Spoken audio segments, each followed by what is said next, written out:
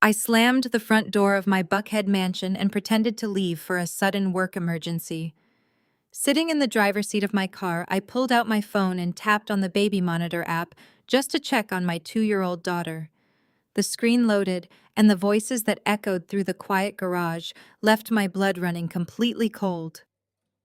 What my husband said to the woman standing in our living room shattered my entire reality.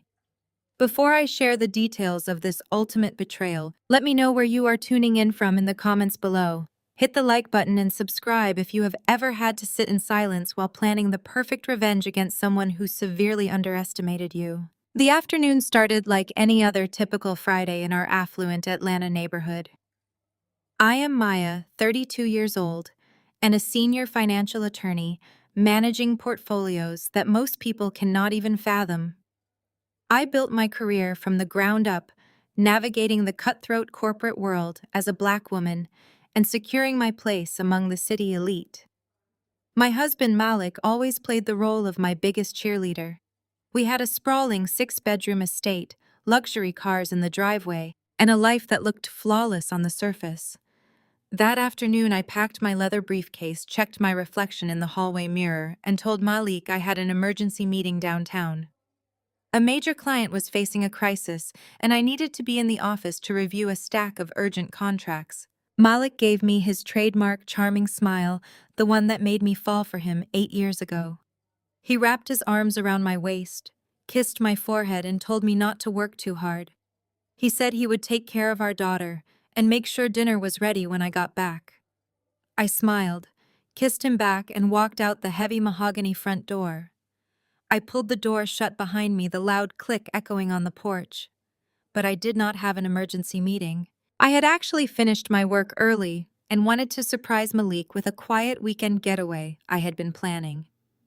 I walked into the attached garage, climbed into my SUV, and closed the car door.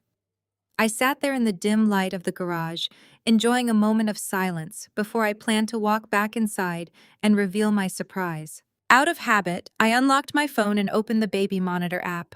I just wanted to see if our toddler was napping in her room. But I had recently installed a secondary camera in the main living room to keep an eye on her when she played near the fireplace. I switched the view to the living room camera, expecting to see Malik sitting on the sofa watching television. Instead, I saw a woman pacing across my expensive Persian rug. The sharp click of her designer heels on the hardwood floor echoed through my phone speaker. It was Chloe, my sister-in-law. She was married to Malik's older brother, Marcus. Chloe was a wealthy white woman from a prominent family who never missed an opportunity to remind me of her status. Since the day Marcus brought her into our family, she had treated me with a thinly veiled condescension. She constantly threw microaggressions my way, making snide remarks about my natural hair, my demanding career, or how I did not fit the traditional mold of a submissive society wife.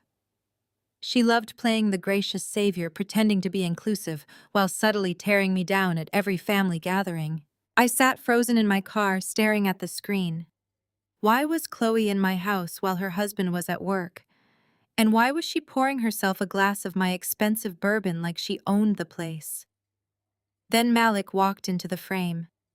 He did not look like the supportive husband who had just kissed his hard-working wife goodbye. He walked straight up to Chloe, wrapped his arms tightly around her waist, and pulled her in for a kiss that made my stomach violently churn. My breath caught in my throat. I pressed my hand over my mouth to stop myself from screaming.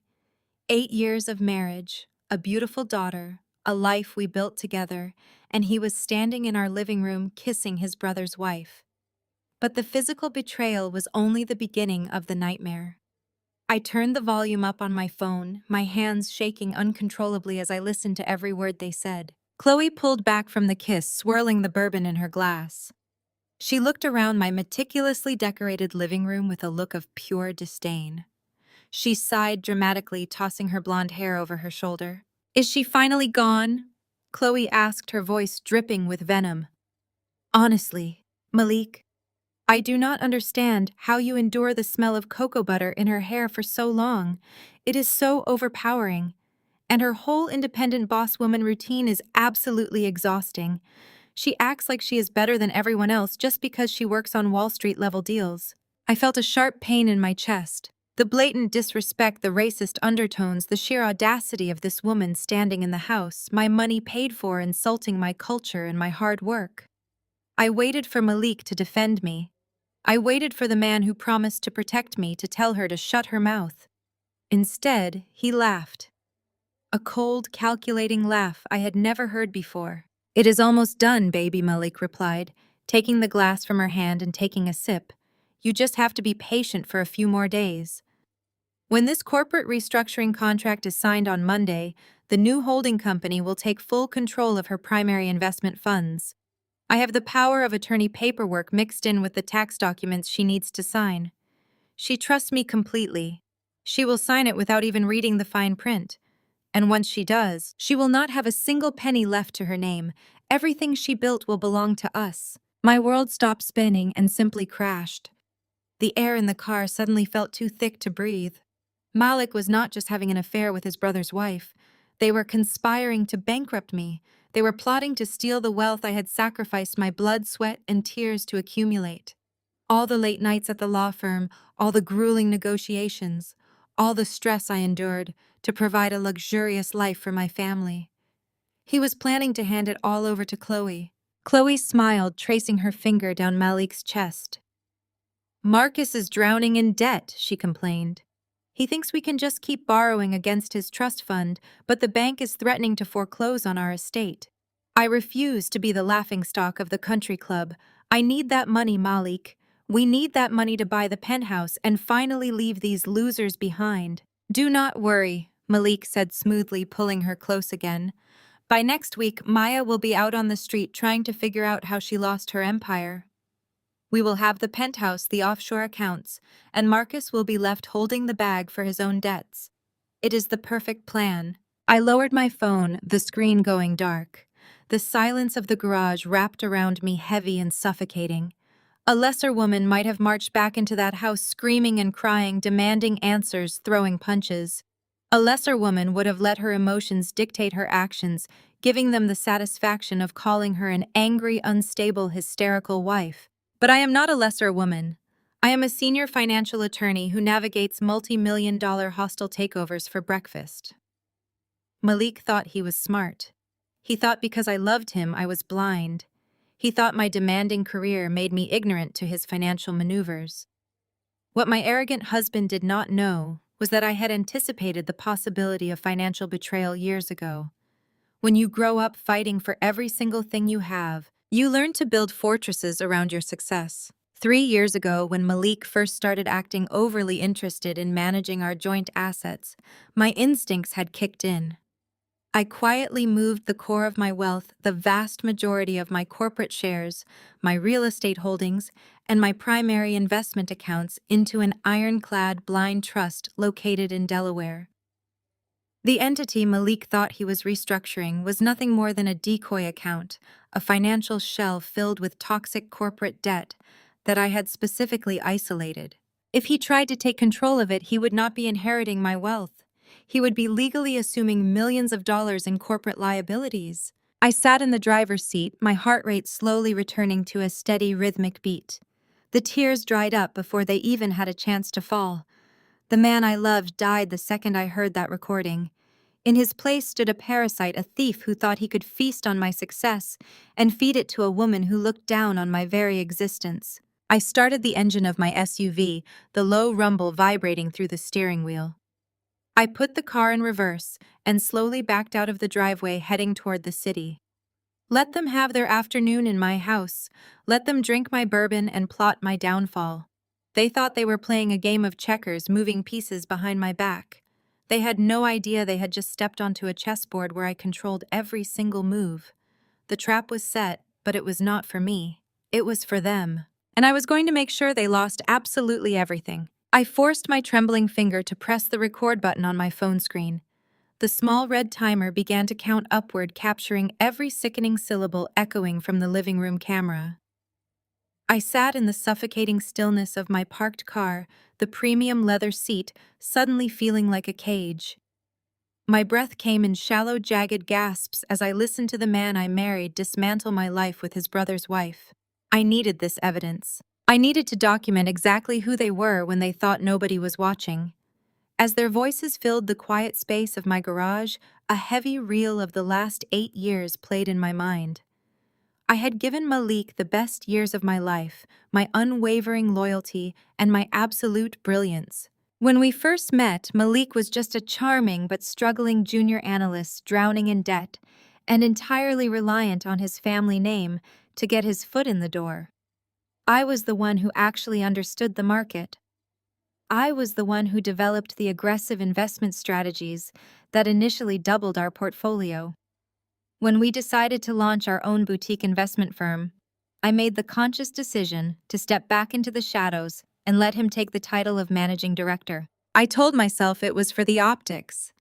I convinced myself that the traditional old money business world of Atlanta preferred dealing with a charismatic, well-spoken man. I fed his ego daily.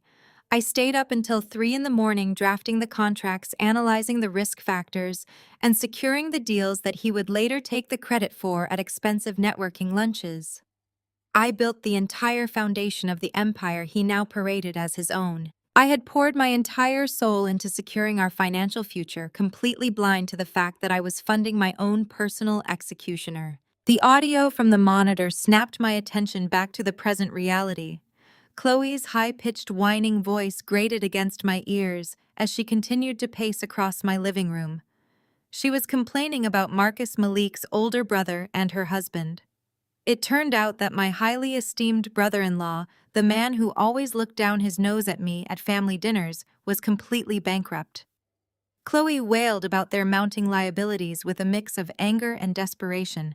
They were millions of dollars in the hole, mortgaged to the absolute limit, just to maintain the grand illusion of their elite social status. The exorbitant private school tuitions for their children, the lavish country club memberships they constantly flaunted, the extravagant European vacations they plastered all over social media. It was all a massive rotting lie funded by aggressive credit lines they could no longer secure. And Malik, my devoted husband, was actively volunteering to be their personal savior. I listened in absolute horror as they meticulously outlined their strategy to use our company infrastructure to drain my assets. Malik was explaining how he planned to leverage the firm's authority to access the capital I had securely locked away. He wanted to quietly funnel massive sums of cash through a series of shell accounts directly into Marcus and Chloe's failing estate. He was literally planning to steal the money I had earned through grueling 80-hour work weeks to pay off the debts of people who despised me. I heard the clinking of ice in a glass as Chloe took another sip of my premium bourbon. She let out a short, mocking laugh that made my blood boil. "It is about time that money goes to people who actually know how to belong in society," Chloe sneered, her voice dripping with sheer venom. "I mean, honestly, Malik, what does a girl who grew up in the slums of South Atlanta know about wealth management anyway? She is just a glorified numbers cruncher. She does not have the pedigree for this kind of money. It is wasted on her." I sat perfectly still, my hands gripping the steering wheel so tightly my knuckles turned white. I waited for my husband to say something. I waited for the man who slept beside me every night. The man who knew exactly how hard my mother worked to get me out of that neighborhood to defend my honor. I waited for him to tell her to leave my house for disrespecting my roots. Instead, the garage was filled with the sound of his deep, amused chuckle. "You are right," Malik agreed smoothly, his voice devoid of any hesitation or guilt. "She is too focused on the spreadsheets to see the bigger picture. She has zero understanding of legacy or class. But you do not have to worry about her anymore. I have everything completely under control." The sheer audacity of his betrayal felt like a physical blow to my chest. He was mocking the very work ethic that paid for the designer suits he wore and the luxury cars he drove. The racist and classist undertones of Chloe's insults were disgusting, but Malik's casual agreement was a knife straight to my heart. He viewed my background as a flaw, a convenient excuse to justify robbing me blind. They both saw me not as a human being, not as a brilliant attorney and a devoted wife, but simply as a temporary bank account they could exploit and discard. I leaned my head back against the headrest, closing my eyes as a single tear escaped and rolled down my cheek. It was a tear, mourning the death of the life I thought I had. But the mourning period lasted exactly 3 seconds. The sorrow rapidly evaporated entirely, replaced by a cold, calculating rage that sharpened my focus to a razor edge. I was not going to be a victim. I was not going to let a mediocre man and his entitled mistress strip me of my dignity and my wealth. Through the monitor, Chloe's voice dropped to a soft, conspiratorial whisper. How much longer, Malik? I cannot handle Marcus and his financial panic attacks for much longer. The bank sent another warning letter today. We need that capital infusion immediately. If we lose the estate, my family will never let me live it down. Do not worry, Malik replied, his tone radiating a sickeningly arrogant confidence. Next Monday is the final step. I have a massive stack of quarterly tax documents prepared for her to review. I slipped the transfer of representation rights right into the middle of the pile. You know how she gets when she is busy. She trusts my organizational skills completely. She will sign the transfer authorization without a second glance. Once her signature is on that specific document, I will have unilateral control over the primary trust fund. The money will be wired to your offshore holding account by Tuesday morning. Chloe let out a relieved sigh, the sound of her kissing his cheek amplifying through the phone. You are brilliant, she murmured. But what about tonight? What if she wants to look at the portfolio over the weekend? She is always obsessing over the accounts. Malik laughed again, a dark, manipulative sound that made me want to rip the steering wheel off the dashboard. Leave tonight to me, he said confidently. I am going to make a special dinner, pour her favorite wine, and keep her very happy. I will shower her with so much affection she will completely drop her guard. By the time Monday morning rolls around, she will be practically begging to sign whatever I put in front of her to get back to work. The audio feed continued, but I had heard more than enough. I reached out and tapped the red button, stopping the recording and saving the digital file to multiple secure cloud locations. I took a deep, steadying breath, inhaling the scent of the leather interior. I reached up and firmly wiped the single dried tear from my cheek. A cruel smile slowly appeared on my face. I turned off the engine, grabbed my leather briefcase, and stepped out of the SUV. The cool, damp air of the garage did little to chill the absolute fire currently burning through my veins. I paused for a fraction of a second with my hand on the doorknob, taking a deep, calculated breath. I smoothed the front of my tailored skirt, relaxed my jaw, and arranged my features into a mask of mild, flustered panic. I pushed open the heavy door leading directly into the kitchen, ensuring the lock clicked loudly behind me to serve as a deliberate warning shot. I practically jogged into the main living area, rummaging frantically through my bag and muttering under my breath about scattered contracts and impossible deadlines. Malik and Chloe had already physically separated, though the air between them still crackled with an undeniable guilty tension. Chloe was suddenly deeply fascinated by a modern abstract sculpture resting on our marble mantel, while Malik was hastily adjusting the silver cufflinks of his crisp white shirt. "Maya, baby," Malik said, his voice dropping an octave into that smooth, reassuring tone he reserved for soothing, anxious corporate clients and apparently his clueless wife.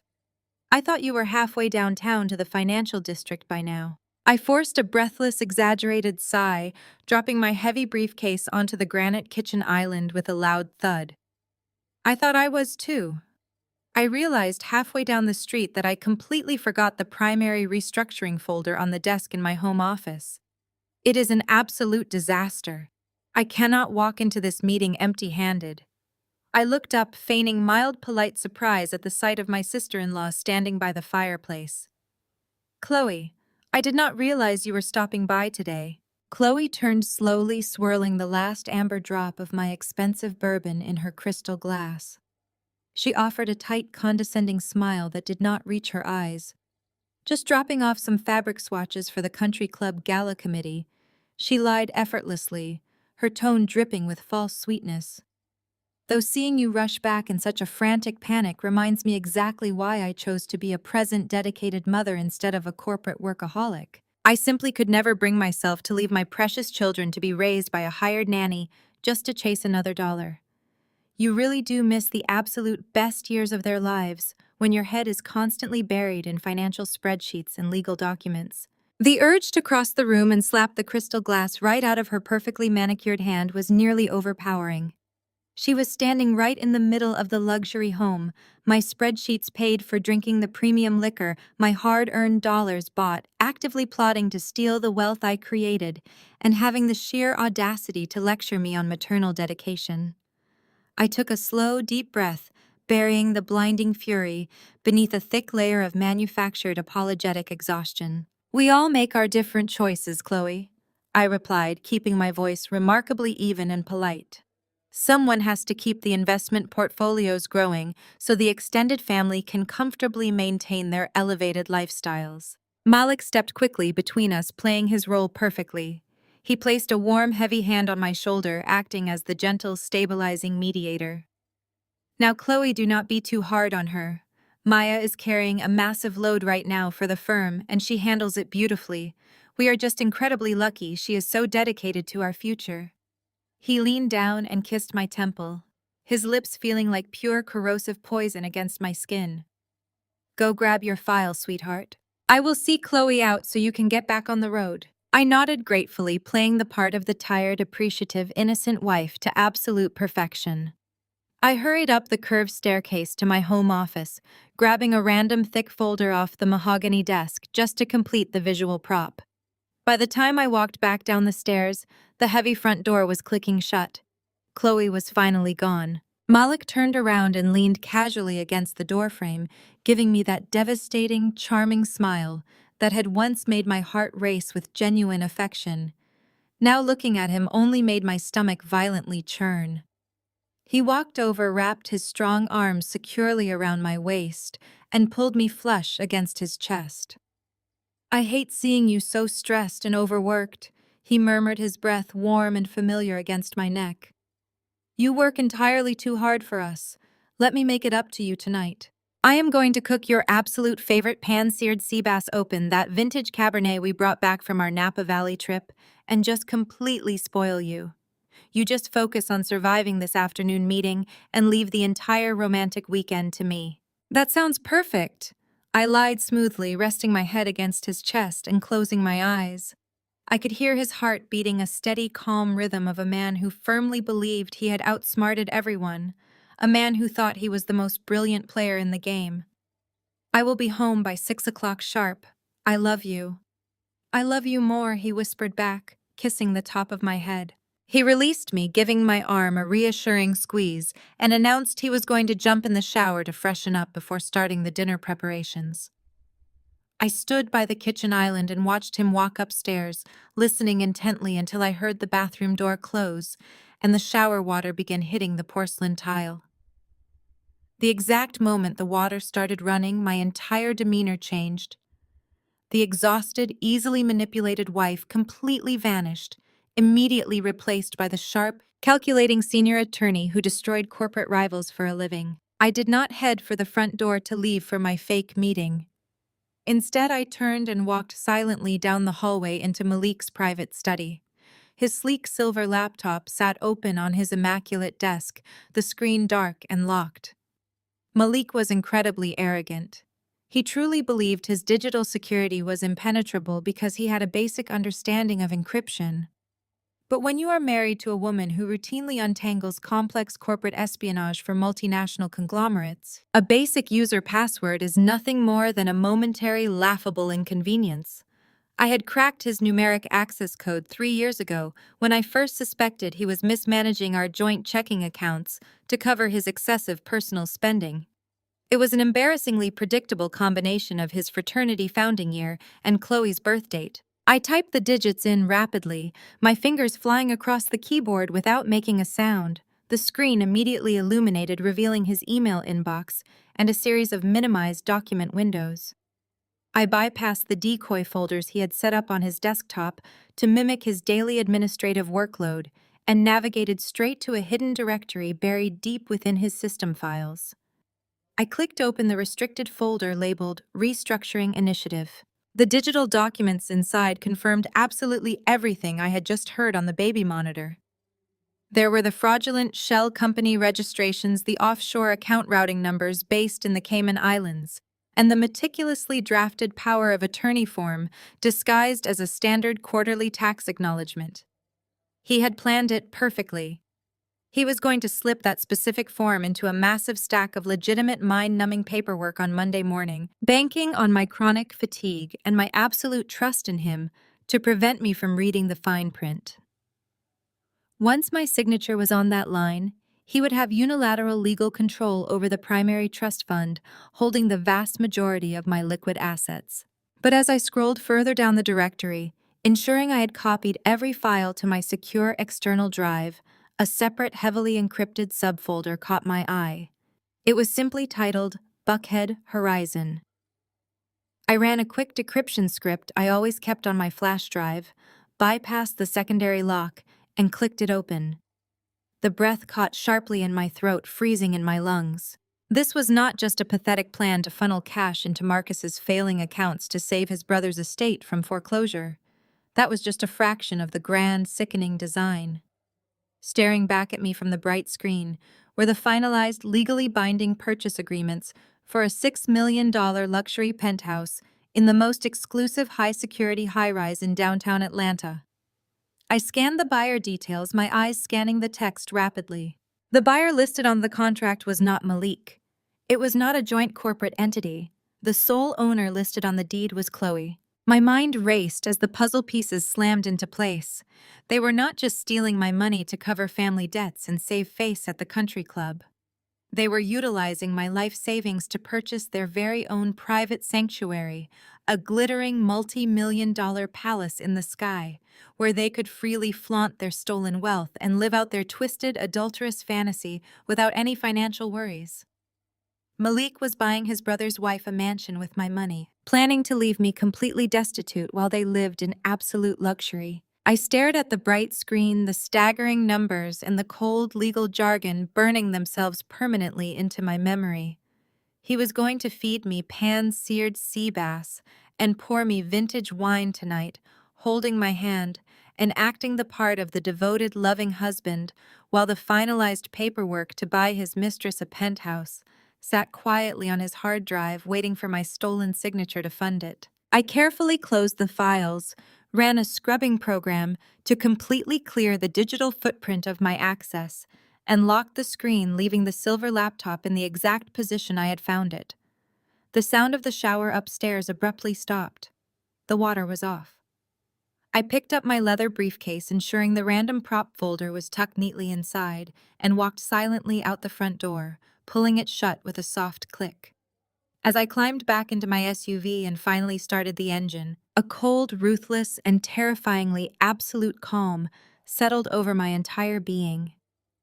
The game was no longer just about protecting my financial assets and securing my future. It was about absolute, total, and uncompromising annihilation. The grand ballroom of the St. Regis Atlanta was bathed in the warm, golden glow of thousands of crystal chandeliers. The annual Heritage Trust Gala was the absolute crown jewel of the city's social calendar. It was an exclusive, highly curated gathering of the most affluent, influential African American families in the entire South.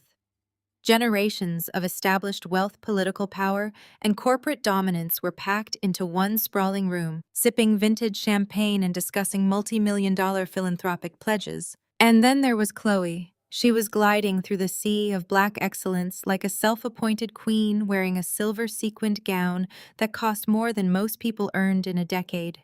She practically vibrated with a desperate, pathetic need to be the absolute center of attention. Despite simply marrying into my husband's family, she consistently treated these deeply cultural events as her own personal condescending charity projects. She loved playing the gracious, enlightened white savior to a room full of brilliant people who collectively owned half the commercial real estate in the city. I walked into the grand foyer wearing a custom emerald green silk gown that cascaded perfectly to the floor. My hair was flawlessly styled, my makeup immaculate, and my posture radiating the absolute terrifying calm of a woman who held every single winning card in the deck. Malik walked right beside me, adjusting the cuffs of his tailored velvet tuxedo, playing the part of the devoted, supportive partner to absolute perfection. Before we could even hand our gilded invitation tickets to the usher at the main entrance, Chloe intercepted us. She marched over with a gold-plated clipboard in her hand, a frantic, highly exaggerated look of distress plastered across her face. "Maya, darling," Chloe announced loudly, ensuring her voice carried to the surrounding couples waiting in the reception line. "We have had a massive logistical emergency with the seating chart. It is an absolute nightmare." I maintained a pleasant, perfectly neutral expression. "Is that right?" Chloe sighed heavily, tapping her manicured fingernail against the clipboard. "The primary donor tables are completely overbooked. The governor just confirmed his attendance, and we had to severely shift the arrangement to accommodate his security detail. I placed Marcus Malik and myself at the Platinum VIP table directly next to the podium. We are the official hosts for that section, you know. But I had to move your seat, Maya. You are at table 42. I did not need to look at the master seating chart to know exactly where table 42 was located. It was the absolute worst seat in the entire ballroom. It was a small, cramped table shoved into the dark back corner of the room, positioned directly next to the swinging metal doors of the catering kitchen, where the event coordinators, the administrative staff, and the exhausted volunteers sat. It was a deliberate, calculated, and deeply public demotion. "I see," I said softly, my voice giving absolutely nothing away. Chloe offered a tight, patronizing smile, reaching out to pat my arm as if comforting a slow child. "Do not take it personally, Maya. It is just that you work with transparent computers and boring financial spreadsheets all day. You certainly are not used to networking with these major high-net-worth donors. It takes a specific type of charm. We need true elegance and delicacy at the front table to secure these massive financial pledges tonight. The VIP table requires a level of sophisticated communication that you just do not have the background for." The sheer blinding audacity of her statement hung in the air. She was standing in front of a senior financial attorney who regularly negotiated international corporate mergers, telling me I lacked the sophistication to speak to the very same venture capitalists I went to battle with on a weekly basis. She was calling me uncultured to my face, entirely confident that her white privilege and her husband family name made her untouchable. I turned my head slightly and looked directly at Malik. I waited for the facade of the loving husband to kick in. I waited for him to step up, defend his wife, and tell his sister-in-law that we were a unified team who sat together, or we did not sit at all. Instead, Malik let out a soft, dismissive chuckle. He placed a heavy, warm hand on my lower back, offering me a look of mild irritation. "Do not make a fuss tonight," Maya, Malik said, his voice dropping into a patronizing whisper. "Chloe has been incredibly stressed organizing the silent auction and managing the guest list. Just go along with it gently. Be a team player for once. Do not embarrass us by making a scene over a chair. Just take one for the team tonight, baby." I looked at the man who had secretly drafted power of attorney papers to bankrupt me. I looked at the man who had a finalized purchase agreement for a $6 million penthouse for his mistress currently sitting on his encrypted hard drive. He actually thought I was going to throw a tantrum. He thought I was going to cry, argue, or storm out of the hotel, proving Chloe Point that I was an angry, uncultured woman who did not know how to behave in polite society. They both wanted me to react emotionally so they could justify their quiet, shared contempt for me. I smiled. It was a radiant, stunning, and completely hollow smile. "Of course," I replied, my voice smooth as silk. "I completely understand the logistical pressure, Chloe. You three have a wonderful time at the front. I will find my way to my table." Chloe blinked momentarily, thrown entirely off balance by my immediate, graceful surrender. She had armed herself for a vicious argument and found herself punching dead air. "Excellent," she stammered quickly, recovering her smug composure. "Enjoy the dinner, Maya." Malik kissed my cheek, completely oblivious to the venom currently coursing through my veins, and offered his arm to Chloe. I watched them walk away together toward the brightly lit center of the ballroom, laughing intimately as they approached the platinum tables. I turned on my heel and walked the opposite direction, navigating through the maze of tables until I reached the dimly lit back corner near the kitchen doors. Table 42 was exactly as humiliating as intended. I sat down next to an exhausted sound technician and a very polite woman managing the coat check. I ordered a sparkling water with a twist of lime and settled into my chair. What Chloe and Malik completely failed to realize was that putting me in the shadows gave me the absolute best tactical vantage point in the entire room. I could see everything. More importantly, Table 42 was positioned directly adjacent to the heavy velvet curtains that separated the main ballroom from the private members, only cigar lounge and scotch bar. It was the quiet, secluded area where the truly powerful men and women retreated to escape the loud music, avoid the obnoxious socialites like Chloe, and conduct actual unregulated business. About an hour into the incredibly tedious speeches, the velvet curtains parted.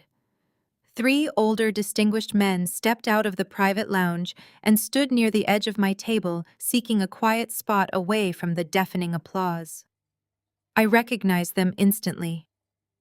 It was Richard Sterling, the CEO of a massive commercial real estate conglomerate, accompanied by two senior board members of the largest venture capital firm in the state. These were the exact three men Malik had been desperately trying to secure as primary investors for our boutique firm for the last 6 months.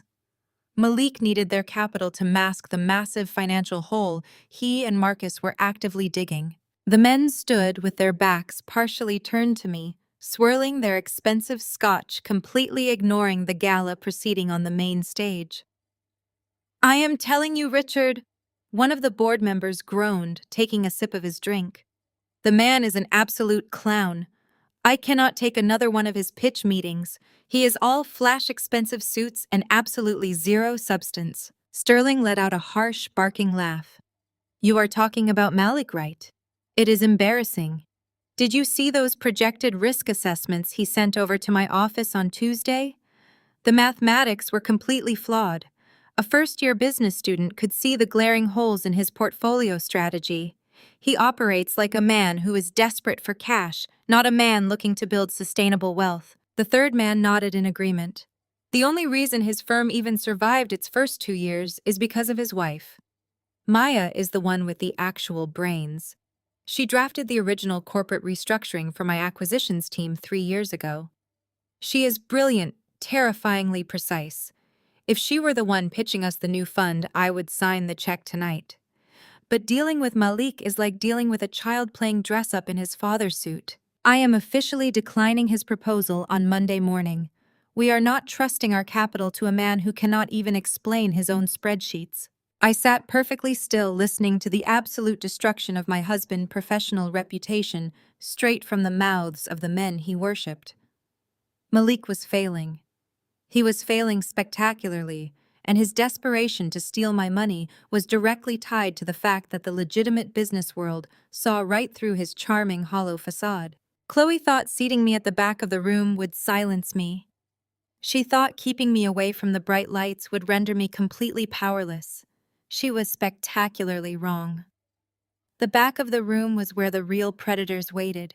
I placed my glass of sparkling water down on the table. I smoothed the fabric of my emerald gown, stood up, and took 2 deliberate steps toward the group of men. I arranged my features into a look of pleasant, confident surprise. It was time to completely sever Malik's final professional lifeline, and I was going to do it with a smile. The satisfaction of that brief, lethal conversation with Richard Sterling still thrummed in my veins as the morning sun filtered through the massive floor-to-ceiling windows of our kitchen.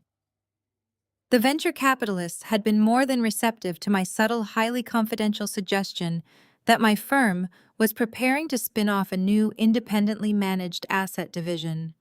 They practically tripped over themselves, handing me their private contact information, leaving Malik completely out of the equation. Now it was Sunday morning. I stood at the marble island, slowly stirring a cup of Earl Grey tea, waiting for my husband to make his appearance. Malik strolled into the kitchen, wearing his expensive cashmere lounge pants, rubbing the sleep from his eyes and projecting the aura of a man completely at peace with the world. He poured himself a cup of coffee and leaned against the counter, offering me a lazy, satisfied smile. "We need to talk about last night," I said, keeping my voice carefully modulated to sound hurt rather than furious. "You stood right there in the foyer of the St. Regis and let Chloe publicly humiliate me in front of the most influential families in Atlanta." You actually laughed with her, Malik. You told me to take one for the team. Malik sighed, rolling his eyes as he took a slow sip of his coffee. His entire demeanor immediately shifted into a posture of exhausted patience. Maya, please do not start this drama so early in the morning. I am exhausted. You are completely overreacting to a minor seating adjustment. It was not a minor adjustment, I countered, playing the role of the wounded, emotional wife he expected me to be. She shoved me next to the kitchen doors and told me I lacked the sophistication to speak to our own donors. She insulted my background and my career, and my husband agreed with her. Malik set his mug down on the granite with a sharp clink, stepping closer to loom over me. His voice dropped into that dark, manipulative tone he used whenever he wanted to twist reality to suit his narrative. You are always doing this, Maya. You are always playing the victim. Chloe was stressed out of her mind trying to organize a massive charity gala, and you made it all about your bruised ego. You have this massive inferiority complex because of where you grew up, and you project it onto her. I stared at him, letting my eyes widen in manufactured disbelief. An inferiority complex. I built the very firm you run. And there it is, Malik snapped, pointing a finger at me. Always keeping score, always aggressive. You harbor this deep, unjustified prejudice against Chloe simply because she is white and comes from a different social pedigree. You resent her ease, her grace, and the fact that she does not have to act like a corporate bulldog to get what she wants. She bent over backward to try and include you in the host committee, and you just sat in the back of the room pouting like a petulant child. It was embarrassing. The sheer psychological manipulation was breathtaking. If I had not listened to the baby monitor yesterday, if I had not seen the $6 million penthouse deed with Chloe, name on it, his words might have actually planted a seed of doubt in my mind. He was weaponizing my race, my work ethic, and my childhood struggles to paint me as an unstable, aggressive woman bullying his poor, fragile sister-in-law. He was laying the psychological groundwork to justify leaving me. He wanted me to feel so unbalanced and guilty that I would gladly sign those trust fund documents tomorrow morning just to prove my devotion to him. You really think I am jealous of her? I asked, letting my voice waver perfectly. I think you are deeply insecure, Malik replied, his tone softening into a sickeningly fake sympathy. He reached out and stroked my cheek. I love you, Maya, but your aggressive nature makes things incredibly difficult for this family.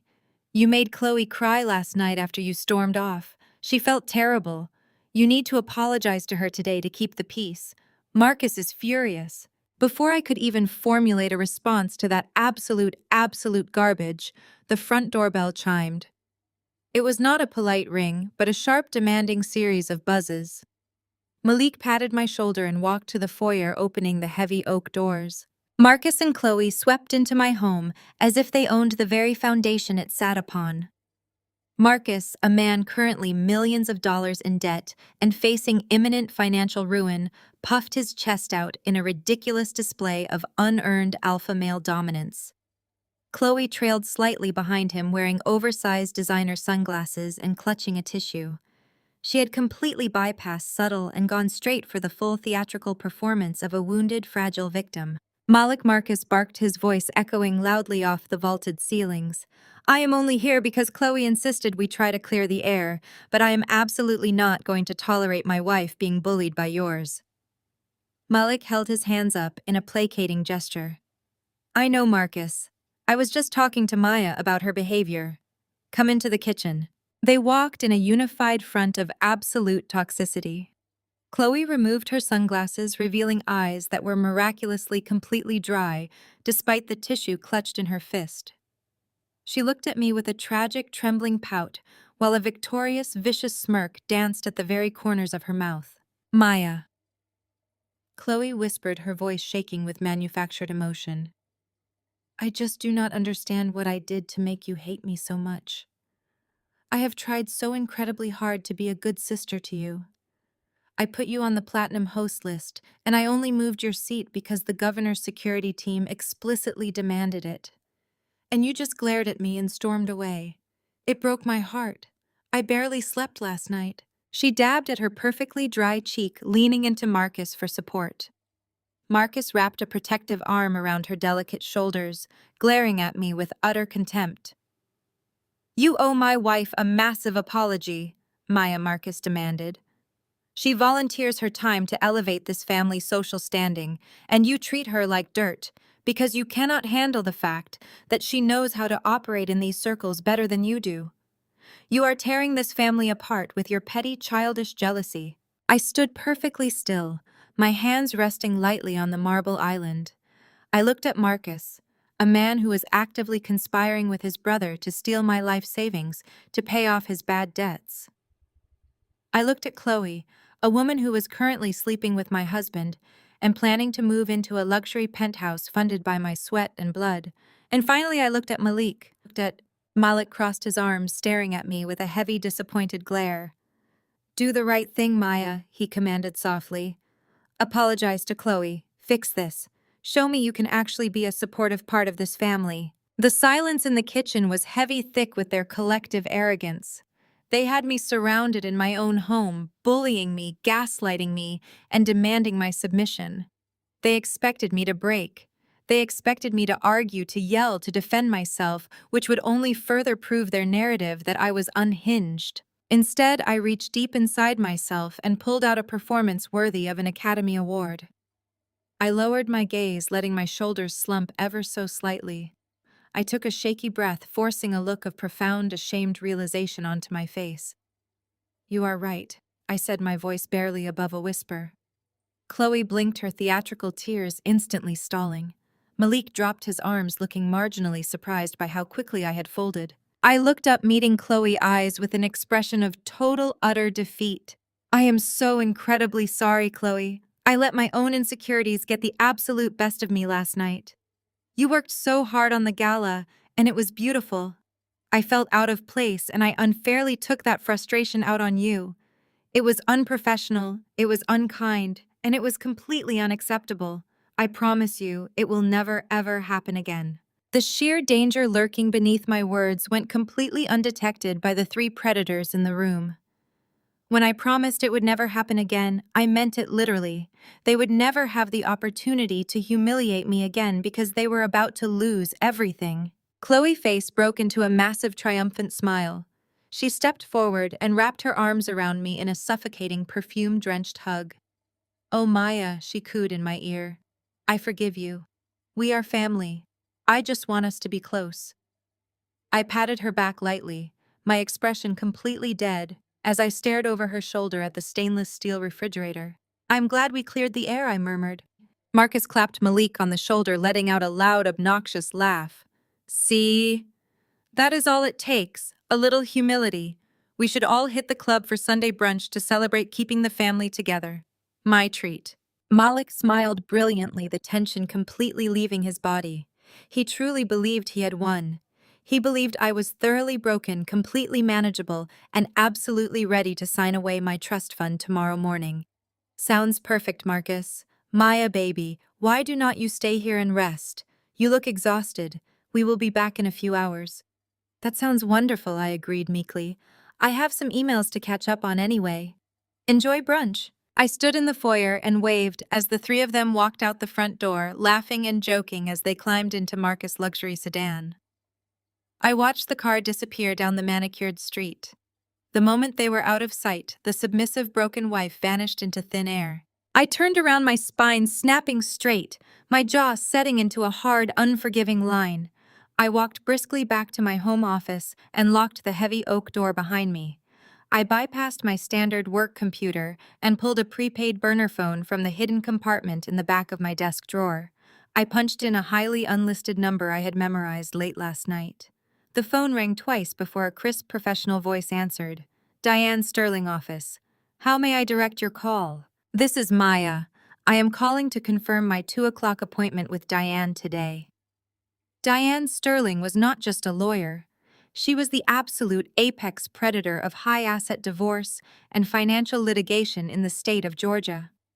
She was notoriously ruthless, famously expensive, and coincidentally, the older sister of Richard Sterling, the venture capitalist whose firm I had just secured last night. Yes, Maya, the assistant replied warmly. Diane is expecting you at the private downtown office. She has already reviewed the preliminary digital files you sent over via the secure server this morning. She mentioned she is very much looking forward to dismantling them. A slow, cold smile spread across my face. Perfect, I replied. Tell her I am bringing the rest of the documentation. It is time to start the fire. The opportunity to strike the match came exactly 3 days later at our mandatory Thursday evening family dinner. The venue was Aria, a breathtakingly pretentious Michelin-starred restaurant in Buckhead, where securing a reservation required either a minor miracle or a highly recognizable last name.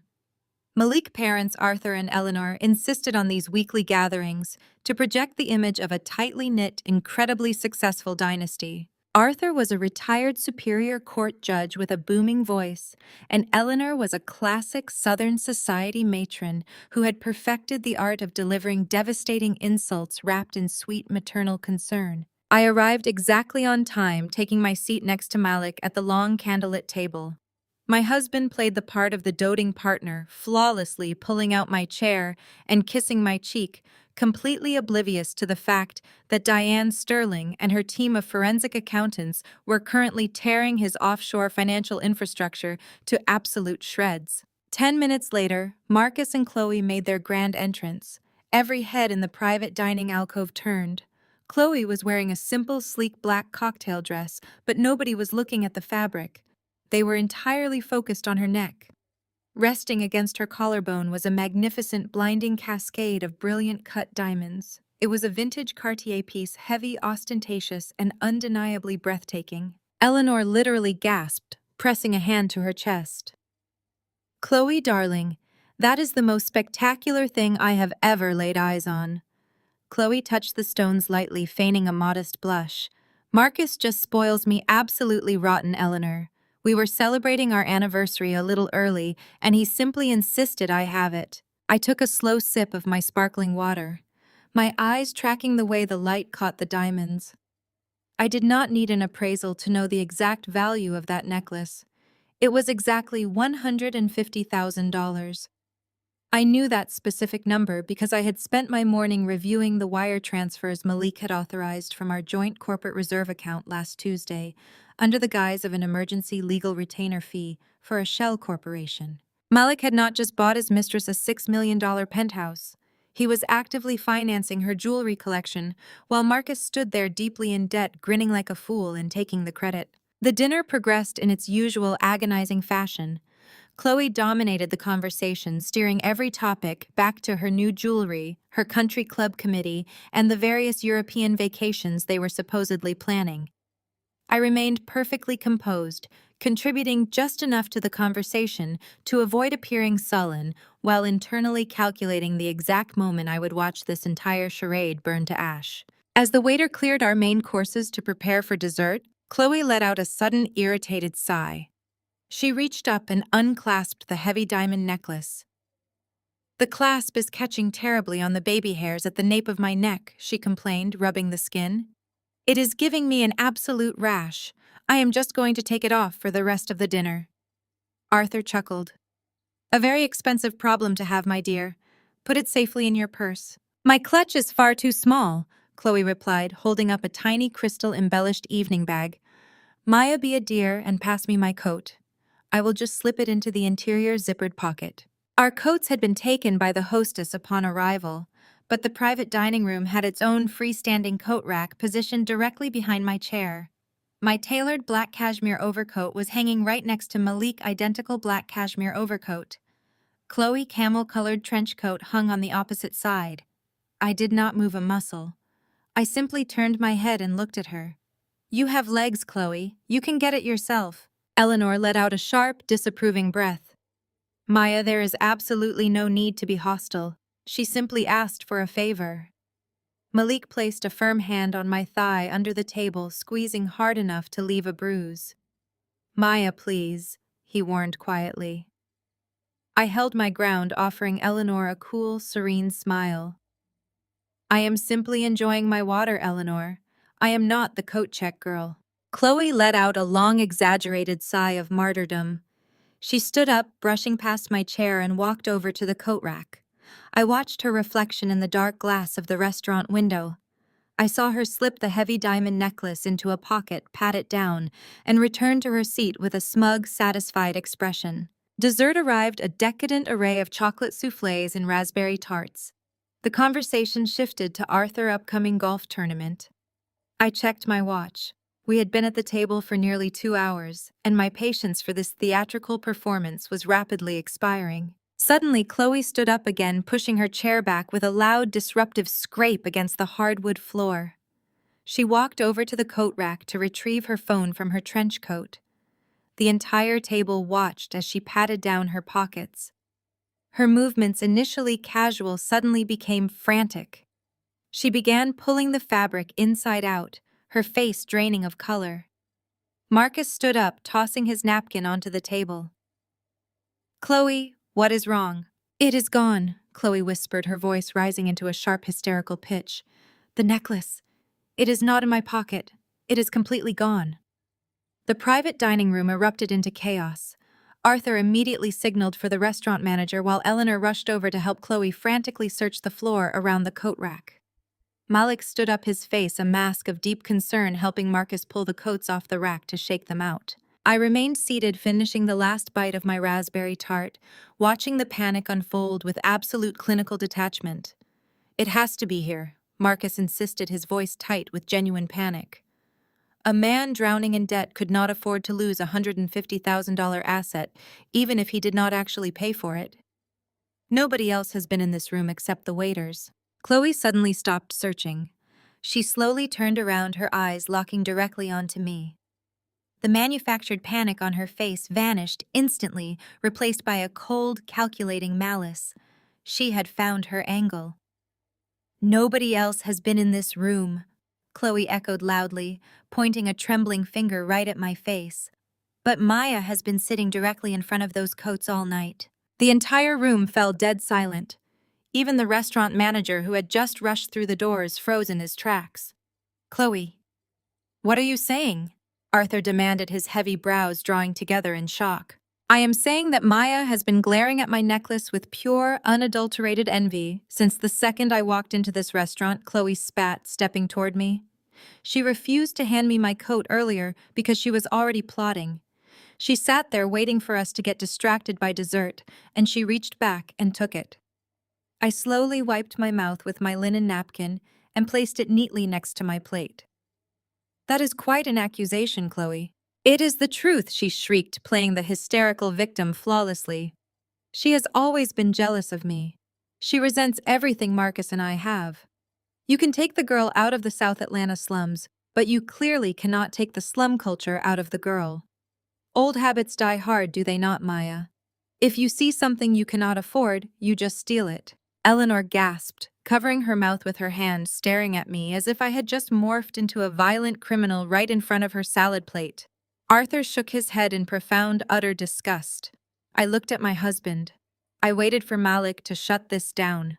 I waited for him to tell his mistress that accusing his wife of grand larceny was a step too far. Malik walked over to my chair and looked down at me with an expression of deep, tragic disappointment.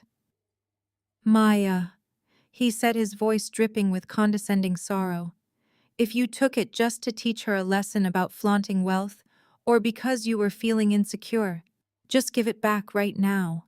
We will handle this quietly. We will not press charges. Just return the necklace, baby, and we can get you the psychiatric help you clearly need." He was handing me the rope and demanding I hang myself. He wanted me to take the fall to look like a jealous, thieving, unstable woman, completely destroying my credibility with his parents while protecting Chloe. I stood up, slowly pushing my chair back. I smoothed the front of my emerald gown and looked directly at the restaurant manager. "Sir, I would like you to call the police immediately. We have an accusation of grand larceny, and I want a full documented search conducted by law enforcement." Chloe's face paled slightly, but she stood her ground. "You do not need the police to search your bag, Maya. Turn your purse over right now." I picked up my small black leather clutch and unzipped it. I turned it upside down and shook it out over the center of the dining table. A tube of lipstick, a compact mirror, my car keys, and my credit card clattered against the wood. "No diamonds." "Check her coat," Marcus demanded, aggressively stepping forward. I gestured gracefully toward the coat rack. "Be my guest, Marcus." My coat is the black cashmere one on the left. The restaurant manager stepped in, eager to de-escalate the situation before the police arrived. "Allow me, sir," he said politely. He picked up my black overcoat and methodically checked the left and right pockets, turning them inside out. He checked the interior lining. Nothing. He held it up, shaking his head. "The coat is empty, ma'am." Chloe's eyes darted frantically around the room. She was visibly sweating now. The confident racist accuser was rapidly disintegrating into a panicked, cornered animal. "It has to be there," she insisted, her voice shrill. "I know she took it. Check the other coats. She probably hid it in someone else's pocket to throw us off." The manager sighed, picking up the camel trench coat. Empty. He then reached for the final coat on the rack. It was the other black cashmere overcoat, identical to mine in almost every way, except for the broader shoulders and the custom silk lining. It was Malik's coat. The manager slipped his hand into the deep right side pocket. He froze. The entire room stopped breathing. Slowly, the manager pulled his hand out. Dangling from his fingers, catching the low light of the chandeliers and practically blinding everyone in the room, was the vintage Cartier diamond necklace. The silence that followed was absolute, deafening, and completely beautiful. Arthur stared at the necklace, his mouth hanging open in shock. Eleanor let out a strangled, horrified noise. Marcus looked at his brother as if he had never seen him before in his entire life. And Malik looked like the floor had just dropped out from underneath him. The blood completely drained from his face, leaving him a sickening shade of gray. He stared at the diamonds dangling from the manager's hand, his mind desperately short-circuiting as he tried to process how his mistress' necklace had ended up in his coat pocket. It was brilliant in its simplicity. Chloe, blinded by her own malicious intent and rushing back from the restroom to plant the stolen necklace on me, had reached for the black cashmere coat draped over the chair. In her panicked haste to frame me, she had completely failed to realize she was stuffing the diamonds into the pocket of her lover coat, not mine. Malik, Marcus whispered, his voice dangerously low, vibrating with a brotherly rage that had been brewing for decades. "Why is my wife's necklace in your coat pocket?" "I did not," Malik stammered, holding his hands up, taking a panicked step back. "I have no idea how that got in there. I swear to you, Marcus, I did not touch it. Maya must have planted it there to frame me." I let out a soft, melodic laugh. It cut through the heavy tension in the room like a silver blade. "Oh, Malik," I said, my voice dripping with pure, concentrated venom, "do not insult our intelligence. We all know I have not moved from this chair all night. I did not touch the coats. Chloe did." I stepped closer to Chloe, invading her personal space, watching her tremble as the reality of her colossal failure crushed her. "You were in such a rush to play the victim, Chloe," I whispered, ensuring every single person in the room could hear me. "You were so desperate to brand me a thief from the slums that you could not even tell the difference between my coat and the coat of the man you are sleeping with." Eleanor screamed, a genuine, horrified, high-pitched scream. Arthur grabbed the edge of the table, his face turning a dangerous shade of purple. Marcus physically recoiled, looking between his wife and his brother with dawning absolute horror. "That is a lie," Chloe sobbed, stepping behind Marcus. "She is lying, Marcus. She is just trying to destroy our family." I reached into my clutch and pulled out my phone. I tapped the screen twice and pulled up the digital deed to the Buckhead Horizon penthouse, holding it up so Marcus could clearly see the $6 million purchase agreement, with his wife's name listed as the sole owner, funded by Malik corporate accounts. "I am not destroying this family, Marcus," I said, my voice cold, calm, and absolutely victorious. "I am simply turning on the lights. Enjoy your dessert." I picked up my black cashmere coat, slipped it over my shoulders, and walked out of the private dining room, leaving the absolute ruins of their elite, arrogant dynasty burning to the ground behind me. The morning sunlight spilled across the white marble countertops of my kitchen, casting long, peaceful shadows across the room. The absolute silence of the house was a stark, beautiful contrast to the explosive, apocalyptic devastation I had unleashed at the St. Regis just 12 hours prior. I stood perfectly still, savoring the rich aroma of my dark roast coffee, feeling the cool ceramic of the mug against my palms. I was waiting. I knew the psychology of a cornered narcissist better than anyone. and I knew exactly what Malik would do next. The heavy front door clicked open. The sound of his leather dress shoes echoing in the foyer was entirely devoid of its usual confident swagger. Malik walked into the kitchen looking like a man who had survived a shipwreck, only to realize he was stranded on a desert island. His designer tuxedo from the night before was rumpled, his tie was missing, and the dark, heavy circles under his eyes spoke volumes about the sleepless, panicked night he had spent trying to manage the fallout of his exposed affair. Yet despite the absolute ruin of his personal life, his hands gripped his leather briefcase with a white-knuckled intensity. He set it down on the kitchen island, his eyes darting toward me, with a mixture of apprehension and desperate calculating greed. Maya, he began, his voice hoarse, attempting to summon the smooth, persuasive tone that had entirely lost its magic. I know last night was unforgivable. I know what you saw, and I know I have a lifetime of explaining and apologizing to do. I am going to end it with Chloe today. I swear to you. But right now, we have to compartmentalize our personal tragedy from the financial survival of our firm. I took a slow, measured sip of my coffee, allowing the silence to stretch uncomfortably. I simply raised a single eyebrow, inviting him to continue digging his own grave. He eagerly unlatched the briefcase and pulled out a massive, intimidating stack of legal documents bound by heavy brass clips. He slid the folder across the marble island toward me. The bold black letters on the cover page read, "Corporate Restructuring Initiative." The rumors about the gala are already spreading through the financial district, Malik said, leaning his hands flat on the counter to emphasize his manufactured urgency.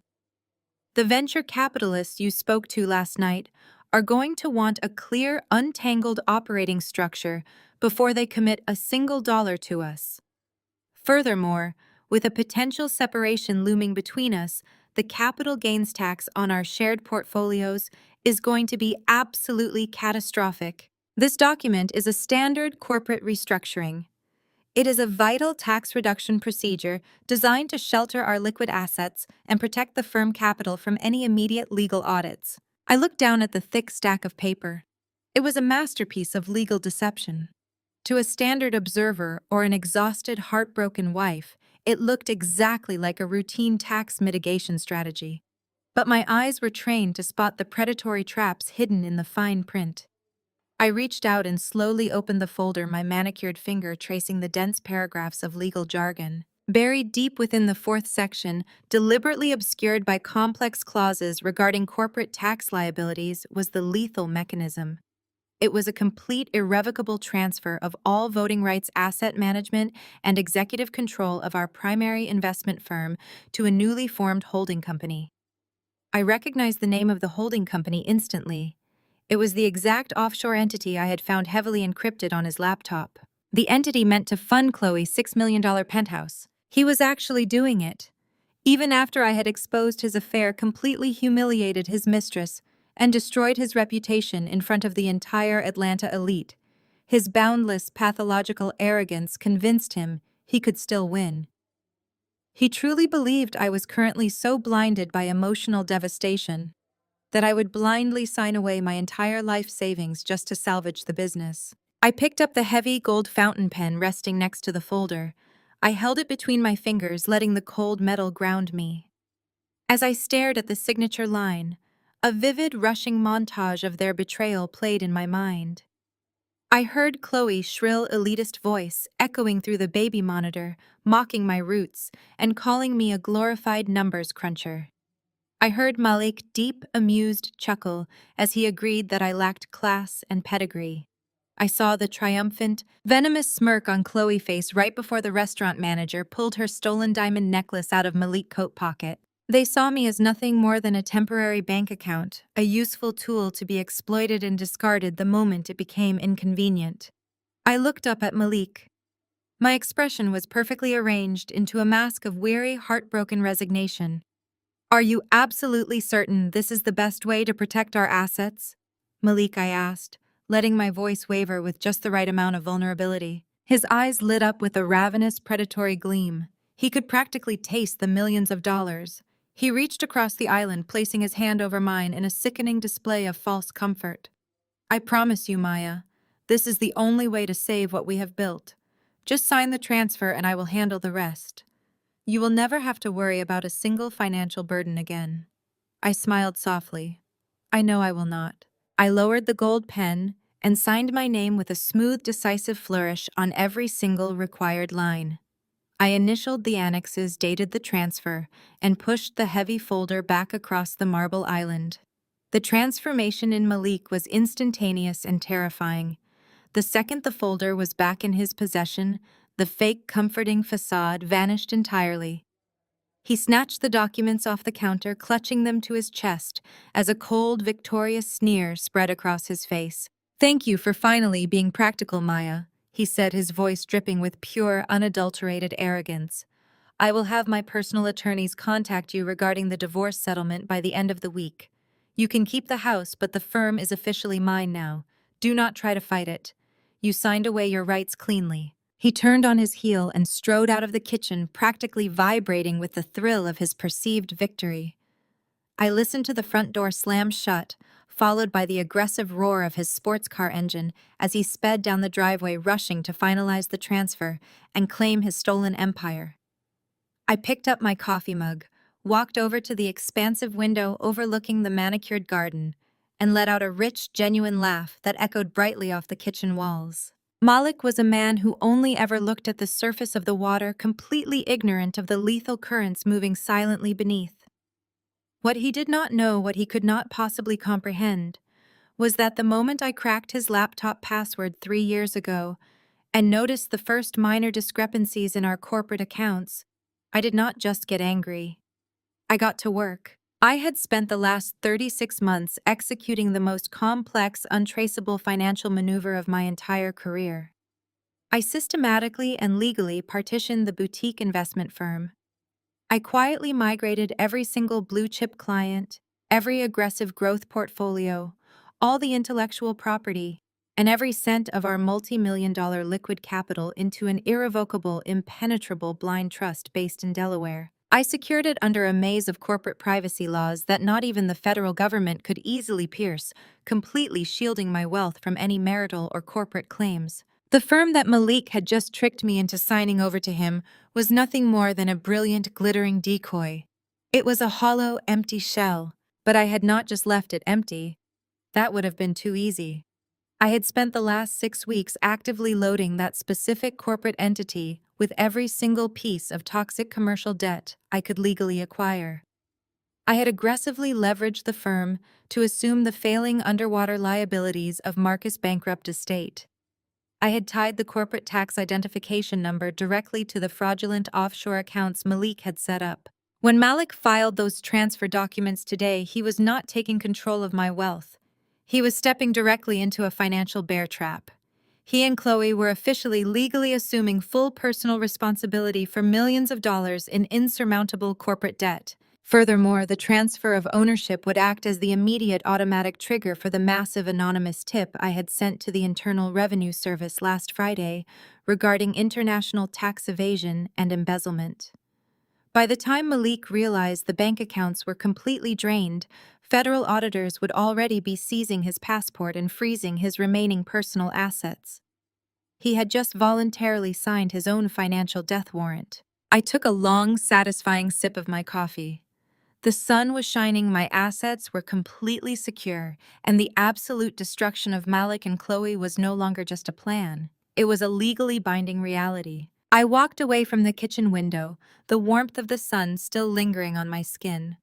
There was no time to bask in the glow of a future victory when the present required absolute, immediate precision. I picked up my car keys and drove straight to the financial district. I completely bypassed the towering glass and steel building that housed the firm Malik mistakenly believed he now owned. Instead, I pulled into the private underground garage of a newly constructed high-rise 3 blocks away. I had leased a sleek, ultra-modern suite of offices on the top floor under my new holding company name several months ago. It was a completely clean, isolated environment, populated only by a select, fiercely loyal team of financial analysts and legal experts who answered exclusively to me. My first appointment of the day was Richard Sterling. He sat across from me in my pristine glass-walled boardroom, sipping black coffee. I did not waste his time with pleasantries or vague assurances. I presented the untangled, legally bulletproof operating structure he had demanded at the gala. I slid the heavy financial models across the table, completely stripping away the polished, hollow narratives Malik had always used to placate our investors. I showed Richard the raw data. I demonstrated line by line exactly how I had generated every single percentage point of their returns over the last decade, while my husband played golf and attended charity luncheons. I detailed the precise algorithms I had built, the risk mitigation strategies I had personally engineered, and the aggressive market positions I had secured. I laid bare Malik's complete lack of foundational understanding regarding the very portfolios he claimed to manage. Richard did not even hesitate. The numbers were undeniable. He signed the transfer authorization, immediately bringing his entire venture capital portfolio under the umbrella of my Delaware Blind Trust. The other major partners followed suit in rapid succession. I spent the next 4 days conducting discreet, high-level meetings with the firm top-tier clientele. I exposed Malik's hollow figurehead status and gently highlighted the reckless, undocumented offshore mingling he had been attempting. The clients who only ever cared about yield stability and absolute security eagerly signed the transition paperwork. They knew I was the true architect of their wealth.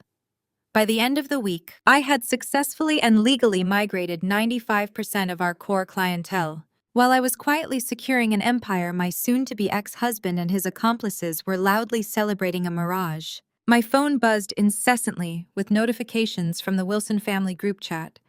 I had intentionally left myself in the thread, keeping a front-row seat to their spectacular, rapid delusion. They believed the ink on the restructuring document was a magic wand. They did not wait for the forensic accountants to audit the shell they had just claimed. They simply assumed they were invincible. A picture appeared on the screen. It was Marcus leaning against the hood of a brand-new slate-gray Aston Martin, a thick cigar clamped between his teeth. The caption read, "Big moves require big upgrades," celebrating the new era of Wilson wealth. A few hours later, Chloe sent a barrage of photos. She was posing in front of massive wrought iron gates belonging to a sprawling 10-bedroom estate in the most exclusive neighborhood of Tuxedo Park. She was holding up a bottle of vintage champagne, leaning against a sold sign. "Just secured the down payment on our dream home," she wrote. "So incredibly blessed to have a husband and a brother-in-law who know how to truly elevate this family. It takes real sophistication to manage real assets." She followed it with a pointed, undeniable jab aimed directly at me. "Upgrading to a lifestyle some people just lacked the vision to handle. So glad we are finally trimming the dead weight." Eleanor replied with a string of heart emojis, adding, "You deserve it all, darling. Family always rises to the top." I stared at the messages, a cold, genuine smile spreading across my face. It was a masterpiece of financial suicide. They were leveraging the corporate tax identification number of the shell company Malik had just claimed. They were taking out massive high-interest bridge loans and opening exorbitant lines of credit based entirely on the projected value of assets that no longer existed within that entity. They were spending phantom money, enthusiastically piling mountains of personal debt on top of the toxic commercial liabilities I had already buried inside the firm. They were digging a hole so deep they would never see the sunlight again, and they were taking selfies while doing it. On Friday afternoon, I sat at my sleek mahogany desk, watching the sky shift into deep hues of orange and purple over the Atlanta skyline. The heavy oak door to my office clicked open. David, my chief accountant, walked in. He was a brilliant, meticulous man who possessed a deep appreciation for flawless execution. He held a single crisp financial summary in his hand. He walked over and placed it directly in the center of my desk, with a quiet, immensely satisfied smile. "It is officially done, Maya," David said smoothly, his voice dropping into a tone of absolute finality. "The final routing protocols have cleared the international banking channels. Every single dollar of actual liquid cash flow has been completely swept from the old accounts and secured within your new infrastructure." I picked up the paper. My eyes scanned the detailed rows of data. "The old corporate accounts are currently holding zero liquid capital," David continued. They possess nothing but a massive deficit, the operating costs of an empty building, and the toxic debt obligations you transferred last week. Malik Group has officially lost every single legitimate corporate account. The firm he is currently running is entirely insolvent. I leaned back in my leather chair, letting the sheer weight of the victory wash over me. The trap had not just snapped shut, it had locked permanently. Malik, Marcus, and Chloe had spent the entire week celebrating their theft, buying supercars and mansions with money that simply did not exist. They were currently standing at the very top of a financial skyscraper that I had just successfully demolished from the ground up. The satisfaction of David report was still warming my blood when my private secure line chimed. It was Vance, the ex-federal investigator I had retained months ago when the very first financial discrepancies appeared. While David handled the forensic accounting, Vance had been tasked with tracking the physical movements and digital footprints of my soon-to-be ex-husband. I instructed Vance to bypass my office and meet me directly at the secure server room down the hall. I walked in to find Vance already booting up a sterile laptop. He did not smile. He was a man who trafficked in the darkest corners of human deception, and his grim expression told me he had hit the absolute motherlode.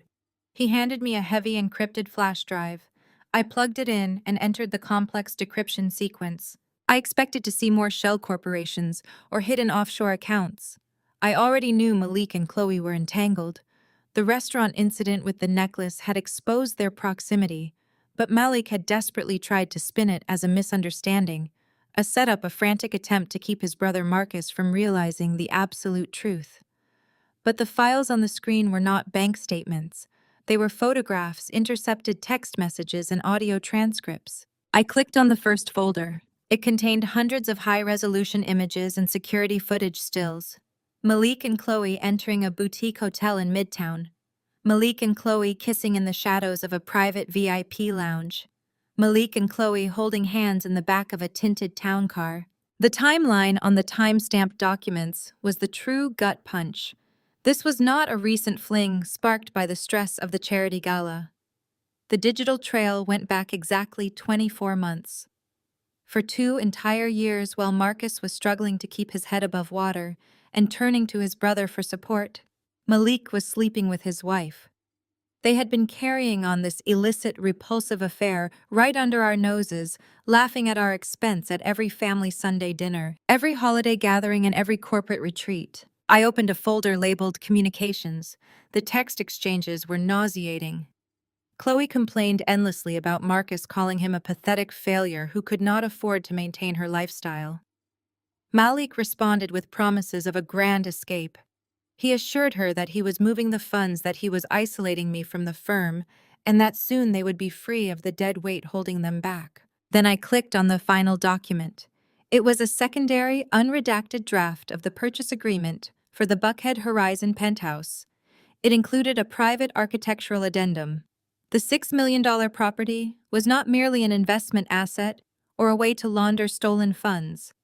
It was specifically customized with dual master closets, a nursery wing, and interior design details tailored entirely to Chloe's exact specifications. It was their permanent love nest. They were actively planning to bleed my firm dry, discard Marcus to the wolves of bankruptcy, leave me with nothing, and move into their glass castle together. I sat back in my chair, staring at the glowing screen. The sheer breathtaking magnitude of their depravity was almost impressive. They were not just greedy, they were entirely devoid of human empathy. Any lingering microscopic shred of pity I might have harbored for Malik vanished instantly. He was a predator, and he was about to step into the ultimate trap. I instructed Vance to compile every single file, photo, and text message into a secure executable presentation. I wanted it completely finalized and ready for broadcast. I returned to my desk just as my executive assistant Sarah walked in, holding a thick, embossed cream envelope. She looked deeply confused and slightly insulted on my behalf. "This was just hand-delivered by a private courier," Sarah said, placing it carefully in front of me. I picked up the heavy cardstock. It was an invitation to the 10th anniversary gala of Wilson Financial. The host names at the top of the card were listed in elegant raised gold script: Malik Wilson, Chief Executive Officer, and Chloe Wilson, Head of Corporate Relations. My name was nowhere to be found. The woman who had built the firm from a tiny startup into a regional powerhouse had been entirely erased from the official history. This event was their ultimate public relations maneuver. Malik was trying to project absolute stability to the venture capitalists and the Atlanta elite. He was using Chloe as his polished high society shield to prove that the firm was united, thriving, and ready for massive capital investment. By explicitly excluding me, they were sending a clear message to the industry that I was out, that I was a bitter, disgruntled ex-wife who had been successfully excised from the corporate structure. They wanted to humiliate me by demonstrating that the empire would celebrate its biggest milestone without its true architect. I traced the gold lettering of Chloe name with my index finger. They truly believed they had won. They were throwing a massive multi-million-dollar party funded by lines of credit attached to a bankrupt empty shell company. They were ordering beluga caviar and booking string quartets using phantom money that would inevitably trigger federal alarms the moment the checks bounced. I looked up at Sarah. "Cancel all my meetings for tomorrow morning," I instructed, my voice ringing with absolute chilling clarity. "Contact my personal stylist. Tell her I need to see the exclusive archive collections immediately." I was not just going to attend their little anniversary gala. I was going to be the main event. I was going to walk into that ballroom and personally orchestrate the most spectacular public destruction in the history of the Atlanta financial district. That night, I stood in the center of my massive master bedroom, surrounded by garment bags, velvet boxes, and scattered tissue paper. My stylist had brought a selection of the most exquisite gowns available in the city. I bypassed the safe, elegant blacks and the muted, conservative navies. I was not going to blend into the background like a forgotten spouse. I was going to declare absolute war. My eyes landed on a custom floor-length gown made of heavy liquid crimson silk. It featured a plunging neckline, structured architectural shoulders, and a daring, dramatic slit that demanded attention. It was not just a dress. It was a suit of armor forged in fire. It was the absolute, undeniable standard of power and confidence. It was the exact shade of blood they had tried to draw from my veins, repurposed into a weapon. I held the crimson fabric up to my reflection in the full-length mirror. The woman staring back at me was no longer a victim. She was not the submissive wife, and she was certainly not the discarded business partner. She was the executioner. I smiled, a dark, dangerous curve of my lips. Malik and Chloe wanted a grand celebration to remember. I was going to give them a night they would never, ever forget. The Ritz-Carlton Grand Ballroom was a symphony of gold leaf, towering crystal chandeliers, and cascading arrangements of white orchids. It practically vibrated with the collective arrogance of Atlanta financial elite. Waiters in pristine white jackets glided seamlessly through the dense crowd, carrying silver trays loaded with beluga caviar truffles and vintage Dom Perignon. At the very center of the room, standing on a slightly elevated dais near the main stage, were Malik and Chloe. They were holding court, grasping their crystal flutes and playing their stolen roles to absolute perfection. Malik wore a bespoke midnight blue tuxedo, projecting the aura of a visionary titan of industry, laughing deeply at a joke made by a city councilman. Chloe clung to his arm, draped in a sheer silver sequined gown that left very little to the imagination. She was playing the part of the sophisticated corporate partner, tossing her head back and smiling too brightly, desperately trying to cement her place among the city's oldest money. I did not slip in quietly through the side service doors. I waited in the grand foyer until the string quartet finished their opening classical piece, ensuring the massive room was in a momentary lull of polite applause. Then I gave a sharp nod to the two uniformed attendants standing by the entrance. The massive double mahogany doors were thrown open simultaneously. I stepped over the threshold, and the temperature in the room seemed to drop by 10 degrees. The crimson silk of my custom gown flowed around me like liquid fire. The architectural padded shoulders gave me a commanding, regal silhouette, while the daring slit up the thigh demanded attention with every step. The color was shocking in a sea of conservative black tuxedos and muted, safe pastel dresses. It was a deliberate, violent splash of blood against a sterile canvas. I walked forward with a slow, measured cadence. My posture was flawless. My spine was steel. My stilettos clicked rhythmically against the polished marble floor, echoing like the ticking of a lethal clock. The conversations nearest the door died instantly. The silence spread inward like a ripple across a dark pond, rolling through the crowd until it reached the center of the room. Heads turned. Champagne flutes were lowered. The elite investors, the politicians, the rival firm executives, they all stopped to stare. I saw Richard Sterling standing near the private bar swirling a glass of scotch. He caught my eye over the rim of his glass and offered a brief, highly respectful nod of acknowledgement. He knew exactly what was about to happen. Malik saw me, and the healthy, confident flush vanished from his face so quickly I thought his knees might actually buckle. He froze his glass, hovering inches from his mouth, his eyes widening in pure, unadulterated panic. Beside him, Chloe, triumphant smile fractured into pieces. Her gaze darted from my diamond earrings to my tailored gown, and the sheer undeniable power radiating from my every movement. The jealous, frantic realization on her face was deeply satisfying. She had spent the entire week shopping with phantom money to outshine me only to look completely entirely outclassed. As I glided toward the center of the ballroom, parting the crowd like the Red Sea, Chloe-based survival instincts kicked in. She simply could not handle the fact that I was commanding the room she believed she had stolen. She dropped Malik's arm and marched directly toward me, her silver heels snapping against the floor, her face twisting into a mask of furious entitlement. She intercepted me near a massive ice sculpture carved into the shape of the company logo. She physically stepped into my path, forcing me to halt, attempting to block my progress toward the stage. She leaned in, lowering her voice into a harsh, venomous hiss, intended only for my ears, though her rapid, panicked breathing completely ruined the intimidating effect she was attempting to achieve. "You have absolutely lost your mind, Maya." Chloe spat, her eyes darting nervously toward the watching circle of investors. "You are not on the VIP list tonight. You were explicitly excluded from this event for a reason. Turn around, go back to your miserable empty house, and do not embarrass us in front of the board." I did not flinch. I did not step back. I simply stepped further into her personal space, forcing her to take a clumsy, unbalanced step backward to avoid colliding with me. I looked at her with an expression of profound, chilling pity. I did not raise my voice. I did not look angry. I looked at her the way an apex predator looks at a trapped, frantic mouse. I did not even bother addressing her directly.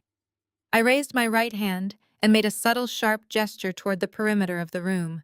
Immediately, the Ritz-Carlton director of security, a broad-shouldered man with a tactical earpiece, stepped forward from the shadows of the arched columns.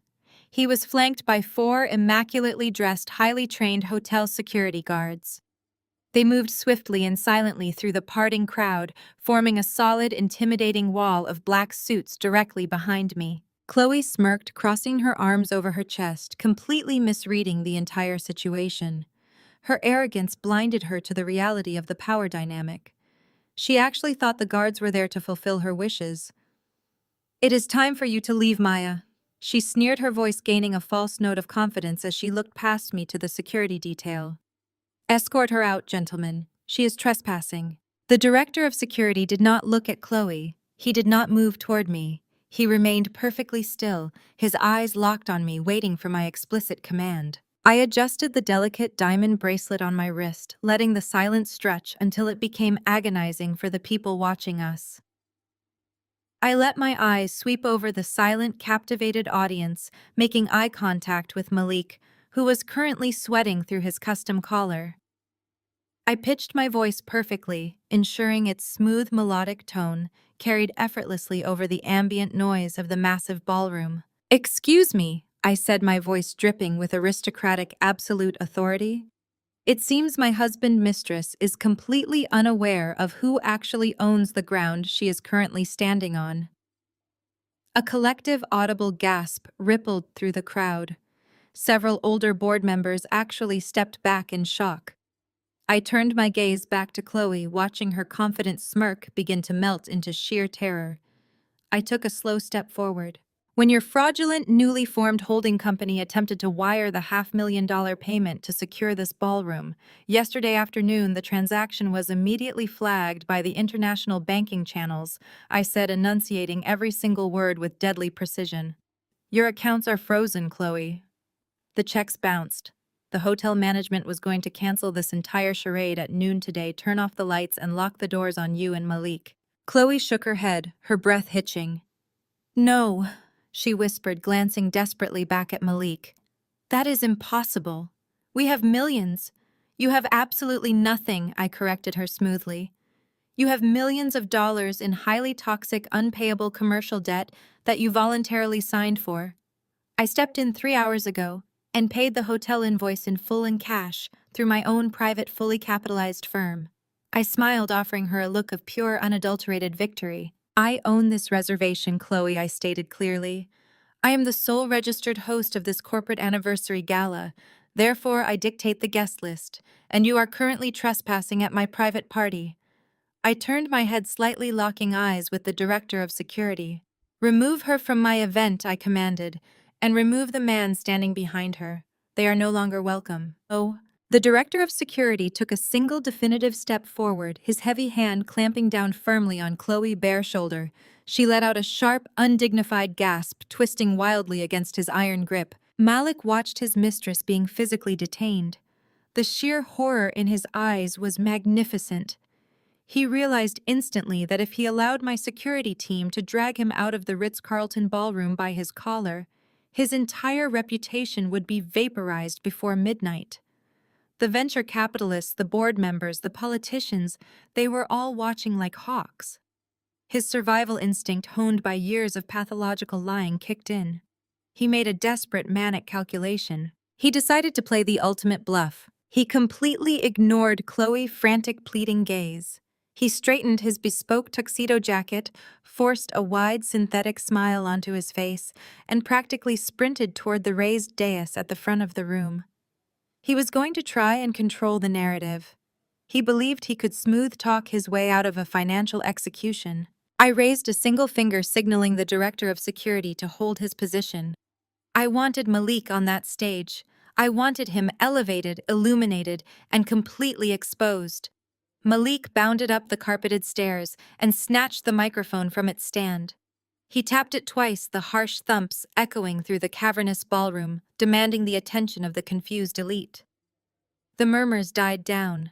Hundreds of faces turned toward him, their expressions a mix of curiosity and elite judgment. Ladies and gentlemen, esteemed partners and cherished friends, Malik began. His voice was smooth, projecting a manufactured warmth that made my stomach turn. He was leaning heavily on his natural charisma, desperately trying to paint the scene unfolding near the doorway as a planned theatrical entrance. Welcome to the 10-year anniversary of Wilson Financial. Tonight, we are not just celebrating a decade of unprecedented market success, we are celebrating a bold, dynamic evolution. I stood perfectly still near the ice sculpture, the crimson silk of my gown pooling around my feet, watching him dig his grave deeper with every word. As many of you know, our firm has recently undergone a massive, highly strategic corporate restructuring. Malik continued pacing the stage with false confidence. He gestured expansively with his free hand. We have streamlined our asset management protocols to maximize your yields. And with this new era comes necessary transition. My beautiful wife Maya has been the foundational bedrock of this company. But as we pivot toward aggressive global expansion, she has decided to step away from the board. She is gracefully retiring from daily operations to focus on our personal estate and our family. A smattering of polite, confused applause rippled through the audience. Richard Sterling crossed his arms, his eyes darting between Malik on the stage and me standing by the doors. He knew a lie when he heard one. I will be taking over as the sole chief executive officer, Malik announced, his voice rising in a crescendo of stolen triumph.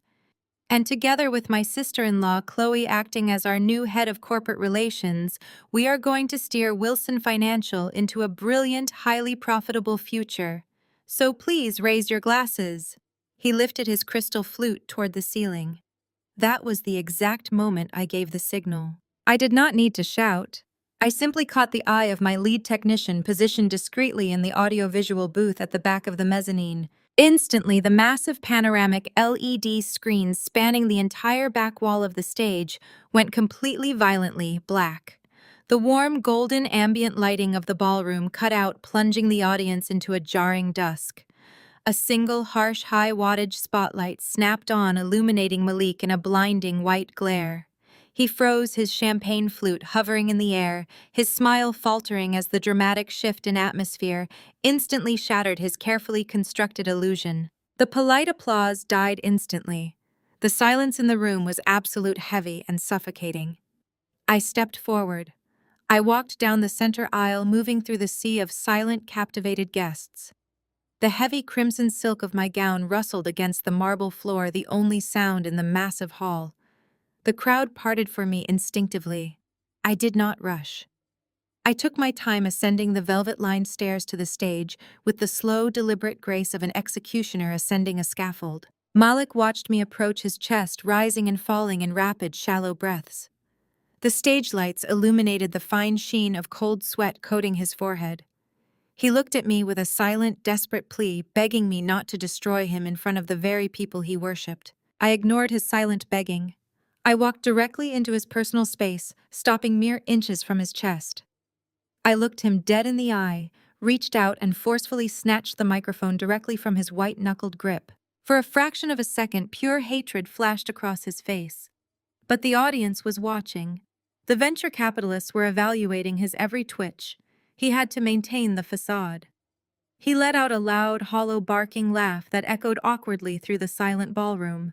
He reached out and clamped a stiff, heavy arm around my shoulders, squeezing tightly, in a pathetic attempt to physically control me. "Ah," Malik said into the microphone, his voice straining with forced joviality as he leaned his head uncomfortably close to mine. "It seems my beautiful wife has a few words she wants to say before she officially hands over the reins. Please, darling, the floor is yours." I turned my head slowly, looking at the man I had spent 10 years building an empire with. I let a slow, brilliant, entirely lethal smile spread across my face. I effortlessly stepped out from under his heavy arm, leaving him grasping at empty air. I brought the microphone to my lips. My voice rang out through the Ritz-Carlton ballroom, crisp, melodic, and completely devoid of mercy. "That is exactly right, Malik," I said, my voice echoing off the crystal chandeliers. "I do have a few words. I want to take this moment to publicly congratulate you and my sister-in-law, Chloe, on the truly outstanding, unprecedented contract you two signed last week." I paused, letting the words hang in the freezing air. I looked down into the audience, locking eyes with Chloe, who was still being detained by my security team at the edge of the stage. Her face was the color of chalk. "It takes a very special kind of partnership to achieve what you two have accomplished." I continued smoothly, turning my gaze back to the crowd of elite investors. "By the way, I also have a gift I want to show everyone tonight."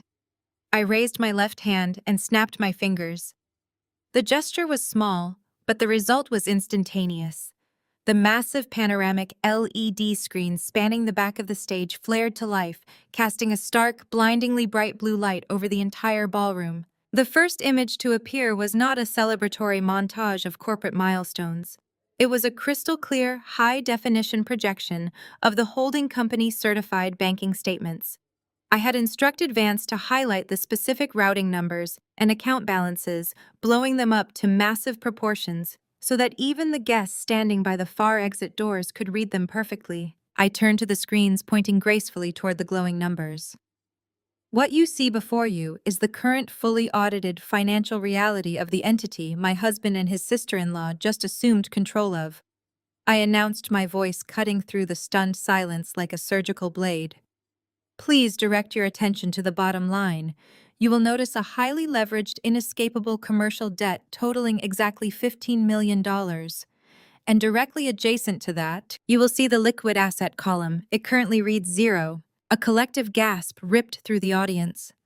I watched Richard Sterling pull his reading glasses from his breast pocket, his face hardening into a mask of pure, unadulterated fury as he verified the numbers.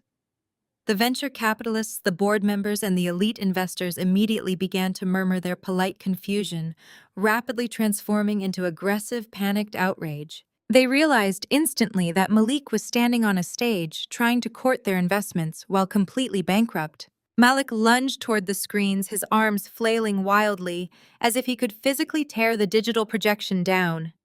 "Turn it off!" he roared, his voice cracking with hysteria. "Cut the power! This is a lie! This is a fabricated attack!" "But financial incompetence is only a fraction of the story," I said, raising my voice to overpower his desperate shouting. I tapped the microphone twice, demanding absolute focus. "Let us delve into the true nature of their partnership." I signaled the audiovisual booth again. The banking statements vanished instantly, replaced by a stark black screen displaying a pulsing green audio waveform. The crisp, unmistakable recording I had extracted from the encrypted files began to play through the state-of-the-art sound system, echoing off the crystal chandeliers. It was a recording from the baby monitor, captured perfectly and amplified for hundreds of Atlanta's most elite citizens to hear. Chloe's shrill, elitist voice filled the room. "It is almost done. When this contract is signed, she will not have a single cent." Then came Malik's deep, arrogant chuckle. "She signed it all away today. The firm is ours. We are finally free of her dead weight." The ballroom erupted, the polite veneer of high society completely shattered. Women covered their mouths in horror while men openly cursed and pointed at the stage. The sheer predatory cruelty in their voices was undeniable. Malik staggered backward, his face turning an ashen, sickly gray. He looked out at the sea of faces, watching the investors he had spent years trying to impress look back at him with absolute, unfiltered disgust. He was completely paralyzed, trapped in the blinding spotlight of his own ruined reputation. "A partnership indeed," I said into the microphone, my tone dripping with icy contempt. "But why stop at audio evidence when the visuals are so compelling?" The screens shifted in rapid, relentless succession. The high-resolution surveillance photos Vance had secured flashed across the massive display, each image 10 feet tall and impossible to ignore. There was Malik and Chloe slipping through the side entrance of the Midtown Boutique Hotel. There they were kissing passionately in the shadows of a VIP lounge. There was the time-stamped security footage of them holding hands in the back of a tinted town car. The digital trail clearly marked a timeline that stretched back 2 entire years. I did not give the audience a single second to recover from the shock. The photos morphed into the final damning document. It was the heavily detailed, unredacted architectural addendum for the Buckhead Horizon penthouse. The screen highlighted the $6 million purchase price, specifically noting the custom dual master closets and the nursery wing tailored precisely to Chloe design requests. They were not just stealing from this firm. I declared, my voice ringing with absolute authority. They were systematically draining corporate resources to fund a secret, illicit life together. They bankrupted the very company they claimed to celebrate tonight, just to build their private love nest.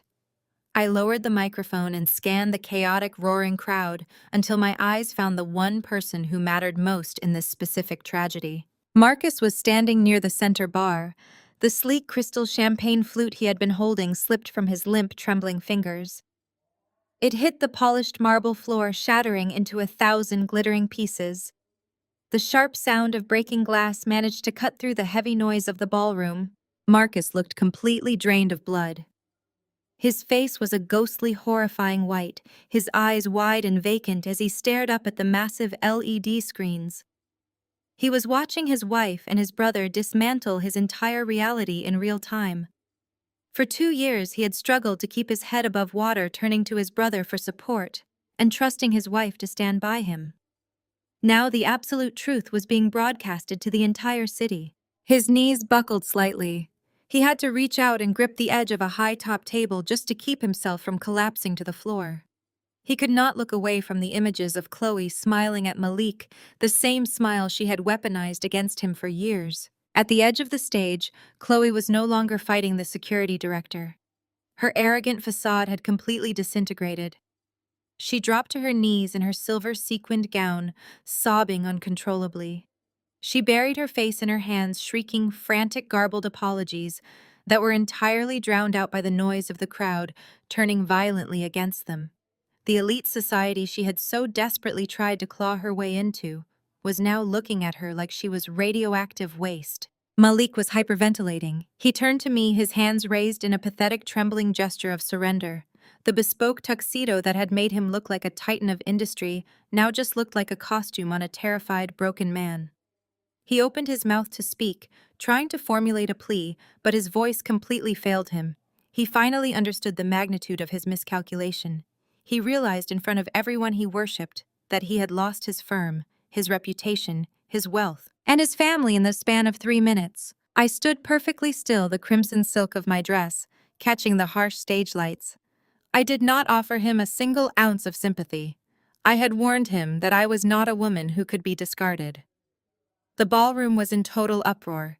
Investors were aggressively shouting for their legal counsel, board members were storming toward the exits to mitigate the public relations disaster, and security guards were moving in to surround the stage to prevent a physical altercation. And then, piercing straight through the thick, chaotic noise of the Ritz-Carlton, came a new, highly distinct sound. It started as a distant wail echoing off the towering glass and steel high-rises of the financial district. It rapidly multiplied, growing louder and more frantic with every passing second. Red and blue lights began to flash violently through the massive floor-to-ceiling windows of the hotel lobby, casting chaotic shadows across the panicked faces of the guests. The unmistakable shrieking wail of multiple police sirens surrounded the hotel. It was not just local law enforcement. It was the synchronized, aggressive arrival of the federal authorities and the IRS Criminal Investigation Division responding to the anonymous, heavily documented tip I had dispatched earlier that week. Malik heard the sirens. He looked toward the lobby doors, his eyes widening in pure animalistic terror. The financial trap had closed, the social execution was complete, and now the legal consequences had arrived to collect their due. The mahogany doors at the rear of the ballroom did not just open, they were violently breached. A tactical unit of federal agents flanked by heavily armed Atlanta Police Department officers and severe-looking individuals wearing IRS windbreakers flooded the grand foyer. The synchronized heavy thud of their tactical boots against the polished marble floor completely drowned out the panicked murmurs of the trapped elite. The venture capitalists, the city councilmen, and the rival firm executives scrambled backward in a chaotic wave, pressing themselves against the silk-draped walls, desperate to physically distance themselves from the blast radius of Malik's impending implosion. A tall, broad-shouldered federal agent with a chiseled jawline and zero tolerance for high society theatricality marched straight down the center aisle. He did not care about the bespoke tuxedos, the terrified socialites, or the cascading white orchids that were now being trampled underfoot. He marched directly toward the stage where Malik stood paralyzed in the blinding glare of the spotlight. The agent pulled a thick, ominous stack of folded documents from his jacket, his eyes locked on his target with predatory focus. "Malik Wilson and Chloe Sterling," the agent voice boomed, carrying the absolute, uncompromising weight of federal law. "You are both under arrest." He did not lower his voice to preserve their dignity. He projected every syllable so clearly that every single billionaire board member and potential investor in the room could hear the exact excruciating nature of their disgrace. "You are being charged with multiple counts of aggravated wire fraud conspiracy to commit bank fraud and federal tax evasion," the agent stated, stopping at the base of the velvet stairs and unfolding the warrant. "We have secured digital and physical documentation proving you forged executive signatures to unlawfully leverage empty corporate assets. You deliberately attempted to secure fraudulent federal loans to purchase a $6 million residential property and multiple luxury vehicles, utilizing completely non-existent collateral." The collective gasp from the audience was deafening. The investors who had just been applauding Malik realized how dangerously close they had come to pouring their fortunes into a massive illegal sinkhole. At the edge of the stage, Chloe finally snapped. The terrifying reality of federal prison fractured her fragile, heavily entitled psyche. She scrambled to her feet, her silver sequined gown torn at the hem and stained with spilled champagne, her face contorted into a mask of feral, unhinged fury. As two female officers stepped forward to physically detain her, She violently jerked her bare arms away, her manicured claws flashing in the harsh light. The carefully constructed mask of the sophisticated worldly corporate partner completely melted away, revealing the rotting toxic core she had hidden for years. She unleashed a torrential venomous tirade of racial slurs and bigoted filth. Her voice, previously pitched to sound cultured and refined, turned into a shrill, manic screech that grated against the ears. She screamed that she was fundamentally superior, that she belonged to a different higher class of society by birthright. She spewed horrific racist insults, targeting the arresting officers, pointing her trembling fingers at the firm diverse board members, and finally hurling the most vile, prejudiced vitriol directly at me. She shrieked about how her kind should not be touched, judged or arrested by people like us. Her deep-seated, disgusting bigotry laid completely bare for the entire high society of Atlanta to witness. The sheer ugliness of her racism caused an audible physical wave of revulsion to sweep through the room. People who were merely shocked by the financial fraud just moments ago now looked at her with pure, unadulterated disgust. The elite crowd recoiled from her thrashing form as if she were a walking disease. Even the politicians who had been shaking her hand an hour ago turned their backs in absolute horror. The sea of horrified guests parted once more. Marcus moved through the clearing like a man navigating a waking nightmare. His steps were agonizingly slow, heavy, and completely devoid of the vibrant, trusting energy he usually possessed. He walked up to the edge of the stage, stopping right where Chloe was now being forcibly wrestled to the floor and restrained by the officers. Chloe stopped screaming her vitriol for a fraction of a second. She looked down at her husband, her chest heaving, a sudden desperate flare of manipulative hope lighting up her tear-streaked face.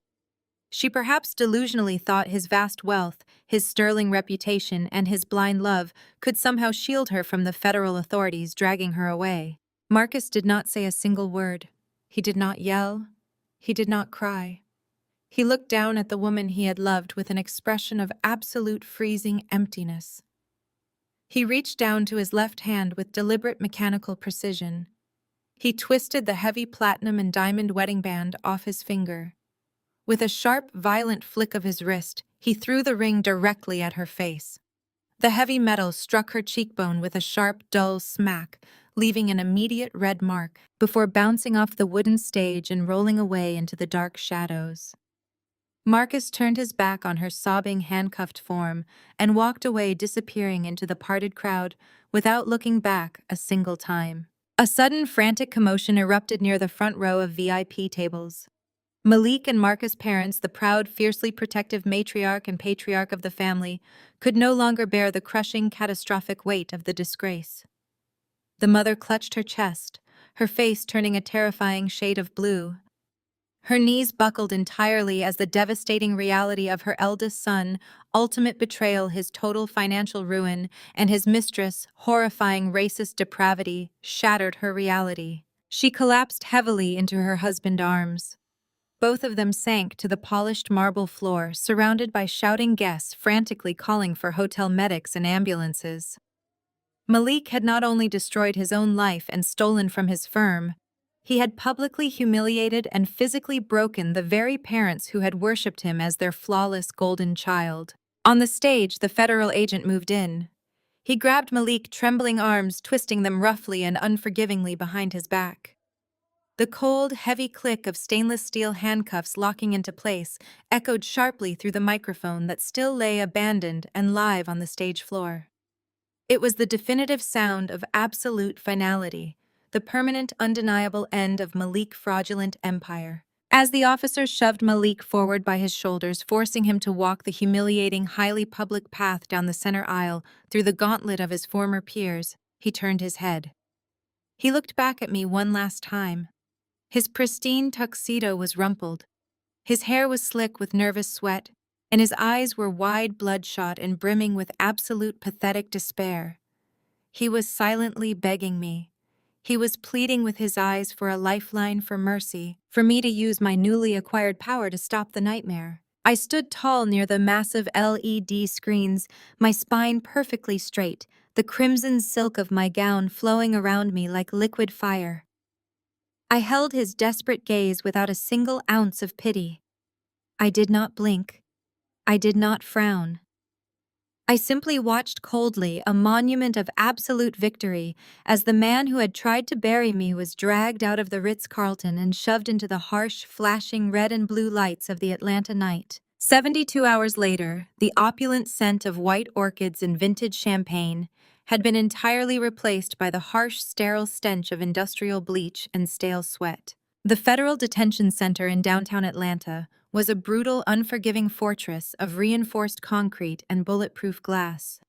There were no crystal chandeliers here, only flickering, fluorescent tubes that cast a sickly, jaundiced pallor over everything they touched. I sat perfectly still at a scarred stainless steel table in the center of a windowless visitation room. I wore a sharply tailored bone-white cashmere suit. It was a deliberate, calculated choice of attire. I wanted to look immaculate, untouchable, and entirely devoid of mourning. I wanted him to see exactly what he had lost. The heavy steel door at the back of the room clicked loudly, the electronic locks disengaging with a harsh metallic thud. Two armed federal guards stepped through the frame flanking the prisoner. Malik shuffled into the room. The sight of him was almost jarring. The visionary titan of industry, the man who had strutted across the Ritz-Carlton stage in a bespoke midnight blue tuxedo just 3 days prior, was completely gone. In his place was a hollow, trembling shell of a man wrapped in a faded, oversized orange jumpsuit. His perfectly coiffed hair was flat and greasy. The confident, arrogant flush of his cheeks had faded to a sickly grayish white.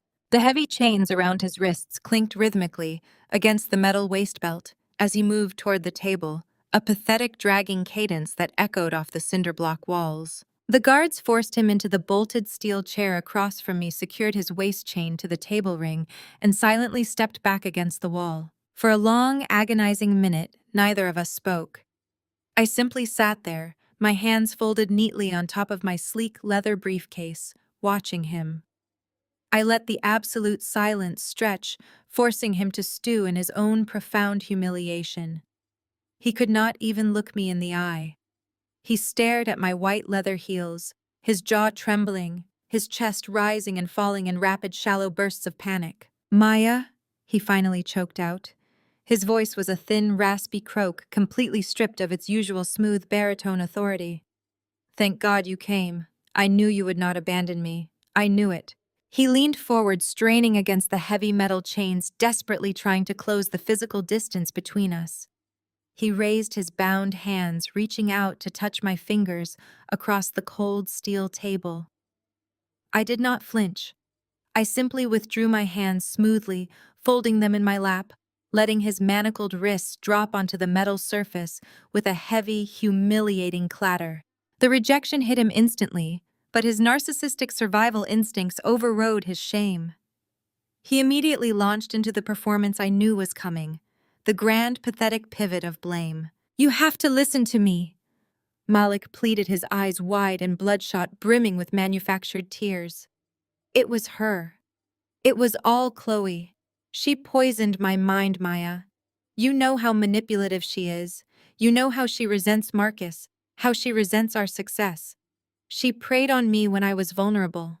The firm was facing a minor cash flow issue 2 years ago, just a temporary dip, and she used it to worm her way into my head. She drugged me with all these grandiose ideas about expansion and offshore accounts. She engineered the entire fraud. I was just trying to protect our family empire, and she twisted it into a nightmare." I stared at him, my expression entirely impassive. The sheer audacity of his lies was almost impressive. He was sitting in a federal holding cell facing decades in prison, and he still believed he could smooth-talk his way out of the consequences. He still believed I was the naive, trusting wife he could easily manipulate. She threw herself at me. "Maya," he whimpered, a single tear spilling over his eyelashes and tracking through the grime on his cheek. "She threatened to expose the financial discrepancies to the board if I did not play along with her twisted fantasies. She forced me into that hotel room. I never loved her. I was trapped. Every single day I was sick to my stomach with guilt, just praying for a way out so I could come back to you. You are my soulmate. You are the only woman I have ever truly loved." I let him ramble. I let him exhaust his pathetic, cowardly excuses, watching him shift from playing the victim of a corporate mastermind to playing the victim of a seductive predator. When he realized his tears were having absolutely zero effect on my composure, he abruptly switched tactics. He moved to the final, most desperate weapon in his arsenal. He attempted to leverage guilt. "Maya, please." He begged, his voice dropping into a frantic, hushed whisper. "You have your private firm now. You clearly have massive liquid capitalization. You have to hire me a real defense team. You have to post my bail and drop these vindictive civil suits against me. If you do not help me, the federal prosecutors are going to bury me alive. They are talking about 30 years, Maya. 30 years in a cage. You cannot let them do this to me." He leaned closer, his chains rattling loudly, his face contorting into a mask of pure desperation. "Think about what I have done for you. When I met you, you were nothing but a junior analyst with big dreams. I gave you this life. I elevated you. I put you on the board. I gave you the status, the wealth, the platform. I built you. You owe me. And think about our child. Think about our family. You cannot let our child grow up visiting their father behind bulletproof glass. I know you are angry, and you have every right to be furious, but I know you. I know your heart. You are a good, forgiving woman. I know you are not heartless enough to destroy the father of your child." The silence returned heavier and colder than before. He sat back, slightly breathing hard, waiting for his emotional manipulation to yield results. He expected me to waver. He expected to see a flicker of doubt, a tear of sympathy, a softening of my posture. I reached down and smoothly clicked open the golden clasps of my briefcase. "I am not heartless, Malik," I stated, my voice echoing in the small room with terrifying glacial calm. "But you are operating under a catastrophic misconception. You believe you are speaking to the woman you spent 10 years breaking down. You believe you are speaking to the quiet, obedient wife who smiled for the cameras and swallowed your disrespect to keep the peace." I pulled two thick, heavy stacks of legal documents from the briefcase and placed them gently onto the stainless steel table. "You are wrong," I continued, my gaze locking onto his terrified eyes, pinning him to his chair. "I did not find my power tonight. I found myself 5 years ago, on the exact night I realized you were siphoning my personal trust funds to cover your gambling losses in Monaco. That was the night the woman you thought you built completely vanished. I spent the last 5 years quietly constructing an ironclad independent empire right under your arrogant nose. I watched you bleed this firm dry. I watched you flaunt your disgusting affair, and I patiently waited for the perfect moment to let you engineer your own absolute destruction." I slid the first stack of papers across the table. It stopped precisely an inch from his chained hands. "These are the final, non-negotiable divorce decrees," I said, enunciating every syllable with lethal precision. "They outline the total forfeiture of any and all marital assets to me, effective immediately. You are waiving your right to any spousal support, any claim to my private holding firm, and any residual equity in the properties you fraudulently leveraged." I slid the second stack of papers directly on top of the first. "And these," I added, my voice dropping an octave, carrying the weight of a death sentence, "are the documents granting me absolute, irrevocable sole custody of our child. You are terminating your parental rights entirely. You will have no visitation, no legal say, and no contact whatsoever." Malik stared at the terrifying legal documents as if they were venomous snakes. He shook his head wildly, his face turning a blotchy, furious red. "No," he spat, his voice trembling with renewed, impotent rage. "I will never sign those. You cannot force me to give up my child. You cannot leave me with absolutely nothing. I will fight you in court. I will tell the judge you planned this entire trap." I smiled. It was a small, razor-sharp smile that made the remaining color completely drain from his face. I reached back into my briefcase and retrieved a single, sleek black USB drive. I placed it quietly on top of the custody papers. "You will sign every single page," Malik, I whispered, leaning slightly across the table, the scent of my expensive perfume cutting through the sterile air of the prison. Because if you hesitate for a single solitary second, I will hand this drive over to the federal prosecutor currently building your case. Malik stared at the black drive, his throat working as he swallowed hard. What is that? He asked, his voice barely a breath. This drive contains the unencrypted, fully verified ledgers of the 3 offshore shell companies in the Cayman Islands that you thought you had successfully wiped last month, I explained smoothly. It contains every single fraudulent wire transfer, every hidden asset, and every illegal tax evasion scheme you have orchestrated over the last 7 years. The FBI only knows about the domestic bank fraud regarding the penthouse and the cars. They do not know about the Caymans. They do not know you stole an additional $12 million from international clients. I tapped my perfectly manicured fingernail against the hard plastic of the USB drive. If I walk out of this room with this drive, you are facing a maximum of maybe 10 to 15 years for the domestic fraud, I stated, laying out his grim reality. But if I drop this drive on the prosecutor desk this afternoon, the federal government will pile on an additional 40 counts of international wire fraud and tax evasion. They will ensure you never see the outside of a maximum security penitentiary for the rest of your natural life. You will die in a cage, Malik. The silence in the room became absolute. The only sound was the frantic, ragged wheezing coming from Malik's chest. He stared at the black USB drive, his mind desperately calculating any possible avenue of escape, any loophole, any bluff. But he found nothing. He looked up at me, and for the first time in his entire life, the arrogant, untouchable Malik Wilson looked completely, thoroughly defeated. He was a cornered animal staring at the hunter who had outsmarted him at every single turn. A federal guard stepped forward silently and placed a cheap plastic pen on the table next to the documents. Sign the papers, Malik, I commanded, my voice devoid of any emotion. Or I will make the rest of your miserable life a federal case study in corporate greed. Malik's hands shook violently as he reached for the pen. The heavy chains clanked and scraped against the metal table as he pulled the divorce decrees toward him. He did not read a single line. He flipped to the back page, his chest heaving with silent, humiliating sobs, and scrawled his signature on the dotted line. He moved to the custody agreements, his tears falling freely now, splashing onto the crisp white paper as he signed away his child, his rights, and his entire existence. When he finally dropped the pen, he collapsed back into his steel chair, burying his face in his manacled hands, weeping with total, pathetic abandon. I stood up slowly, smoothing the front of my white cashmere suit. I gathered the signed documents, verified the signatures with a quick clinical glance, and slid them safely into my briefcase alongside the black USB drive. I clicked the golden clasps shut. The sharp snap echoed in the quiet room like a gavel striking a block. I did not offer him a goodbye. I did not look back.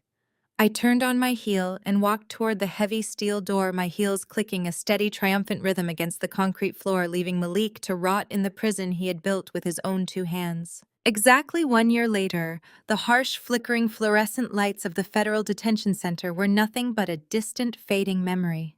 I stood in the center of my new executive suite, the plush ivory carpet silencing my footsteps as I walked toward the expansive floor-to-ceiling windows. The panoramic view of the Atlanta skyline stretched out before me, a glittering expanse of glass and steel catching the vibrant hues of the setting sun. I was no longer the quiet wife standing in the shadows of a fraudulent empire. I was the chairwoman and sole owner of Vanguard Financial Holdings, and I was looking down at the city I had completely conquered. The transition from the ashes of Wilson Financial to the absolute pinnacle of the financial sector had been brutal, precise, and entirely unopposed. Once the shockwaves of the Ritz-Carlton arrests subsided, the very same venture capitalists and board members who had blindly applauded my ex-husband practically trampled each other to secure meetings with me. They had witnessed my tactical execution of a hostile takeover, and they wanted to align their wealth with a woman who played the game with zero margin for error. Nobody in the high society circles dared to whisper my name with condescension. Nobody called me a parasite, a charity case, or a naive trophy wife ever again. My name commanded absolute terrified respect.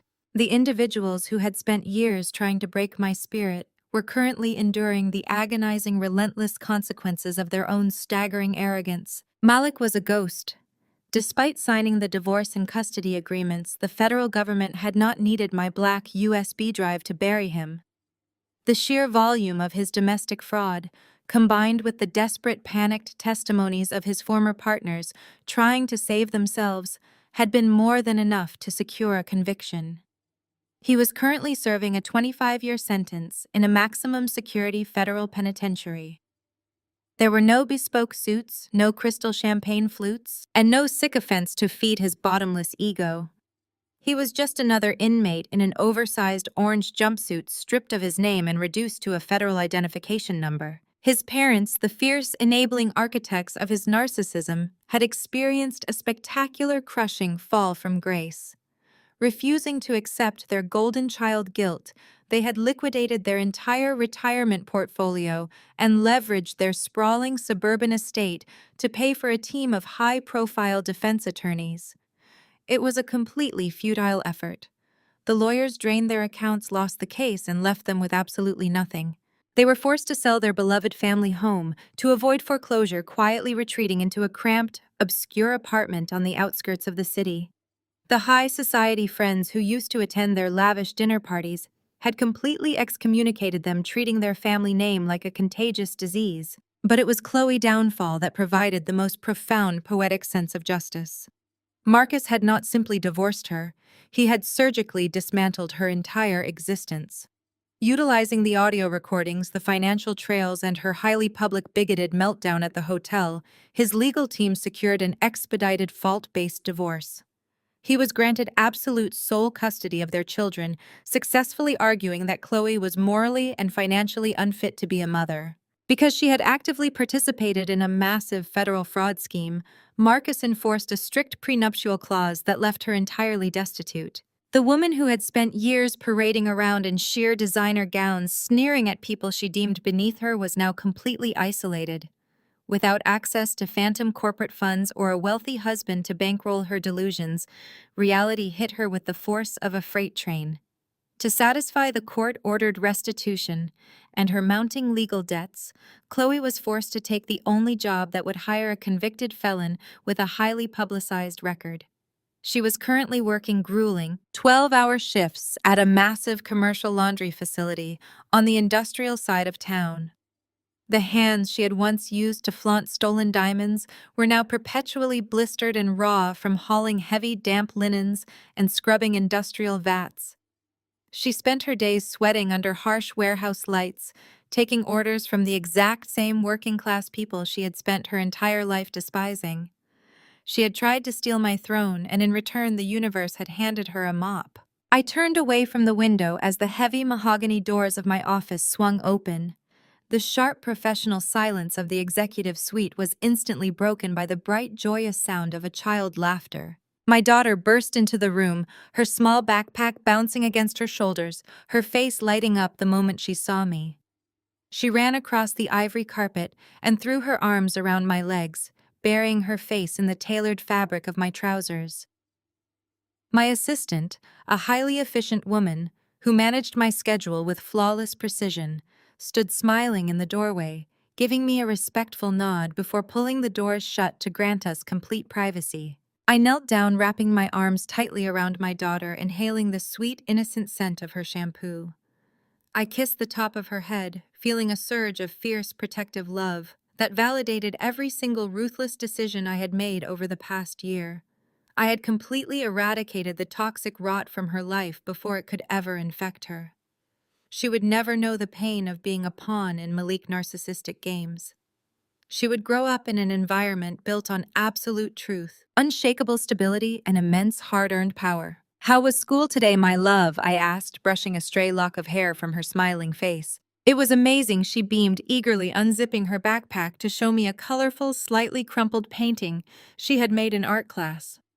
"I painted a picture of you at your big desk." I took the painting, admiring the chaotic splashes of vibrant colors. "It is the most beautiful thing I have ever seen," I told her genuinely. "Why do you not go set it up on the coffee table while I finish packing my briefcase? We can go get ice cream before we head home." She cheered excitedly and dashed over to the plush leather sofas at the center of the room, carefully arranging her masterpiece on the glass table. I stood up and walked back to my massive mahogany desk to gather my files.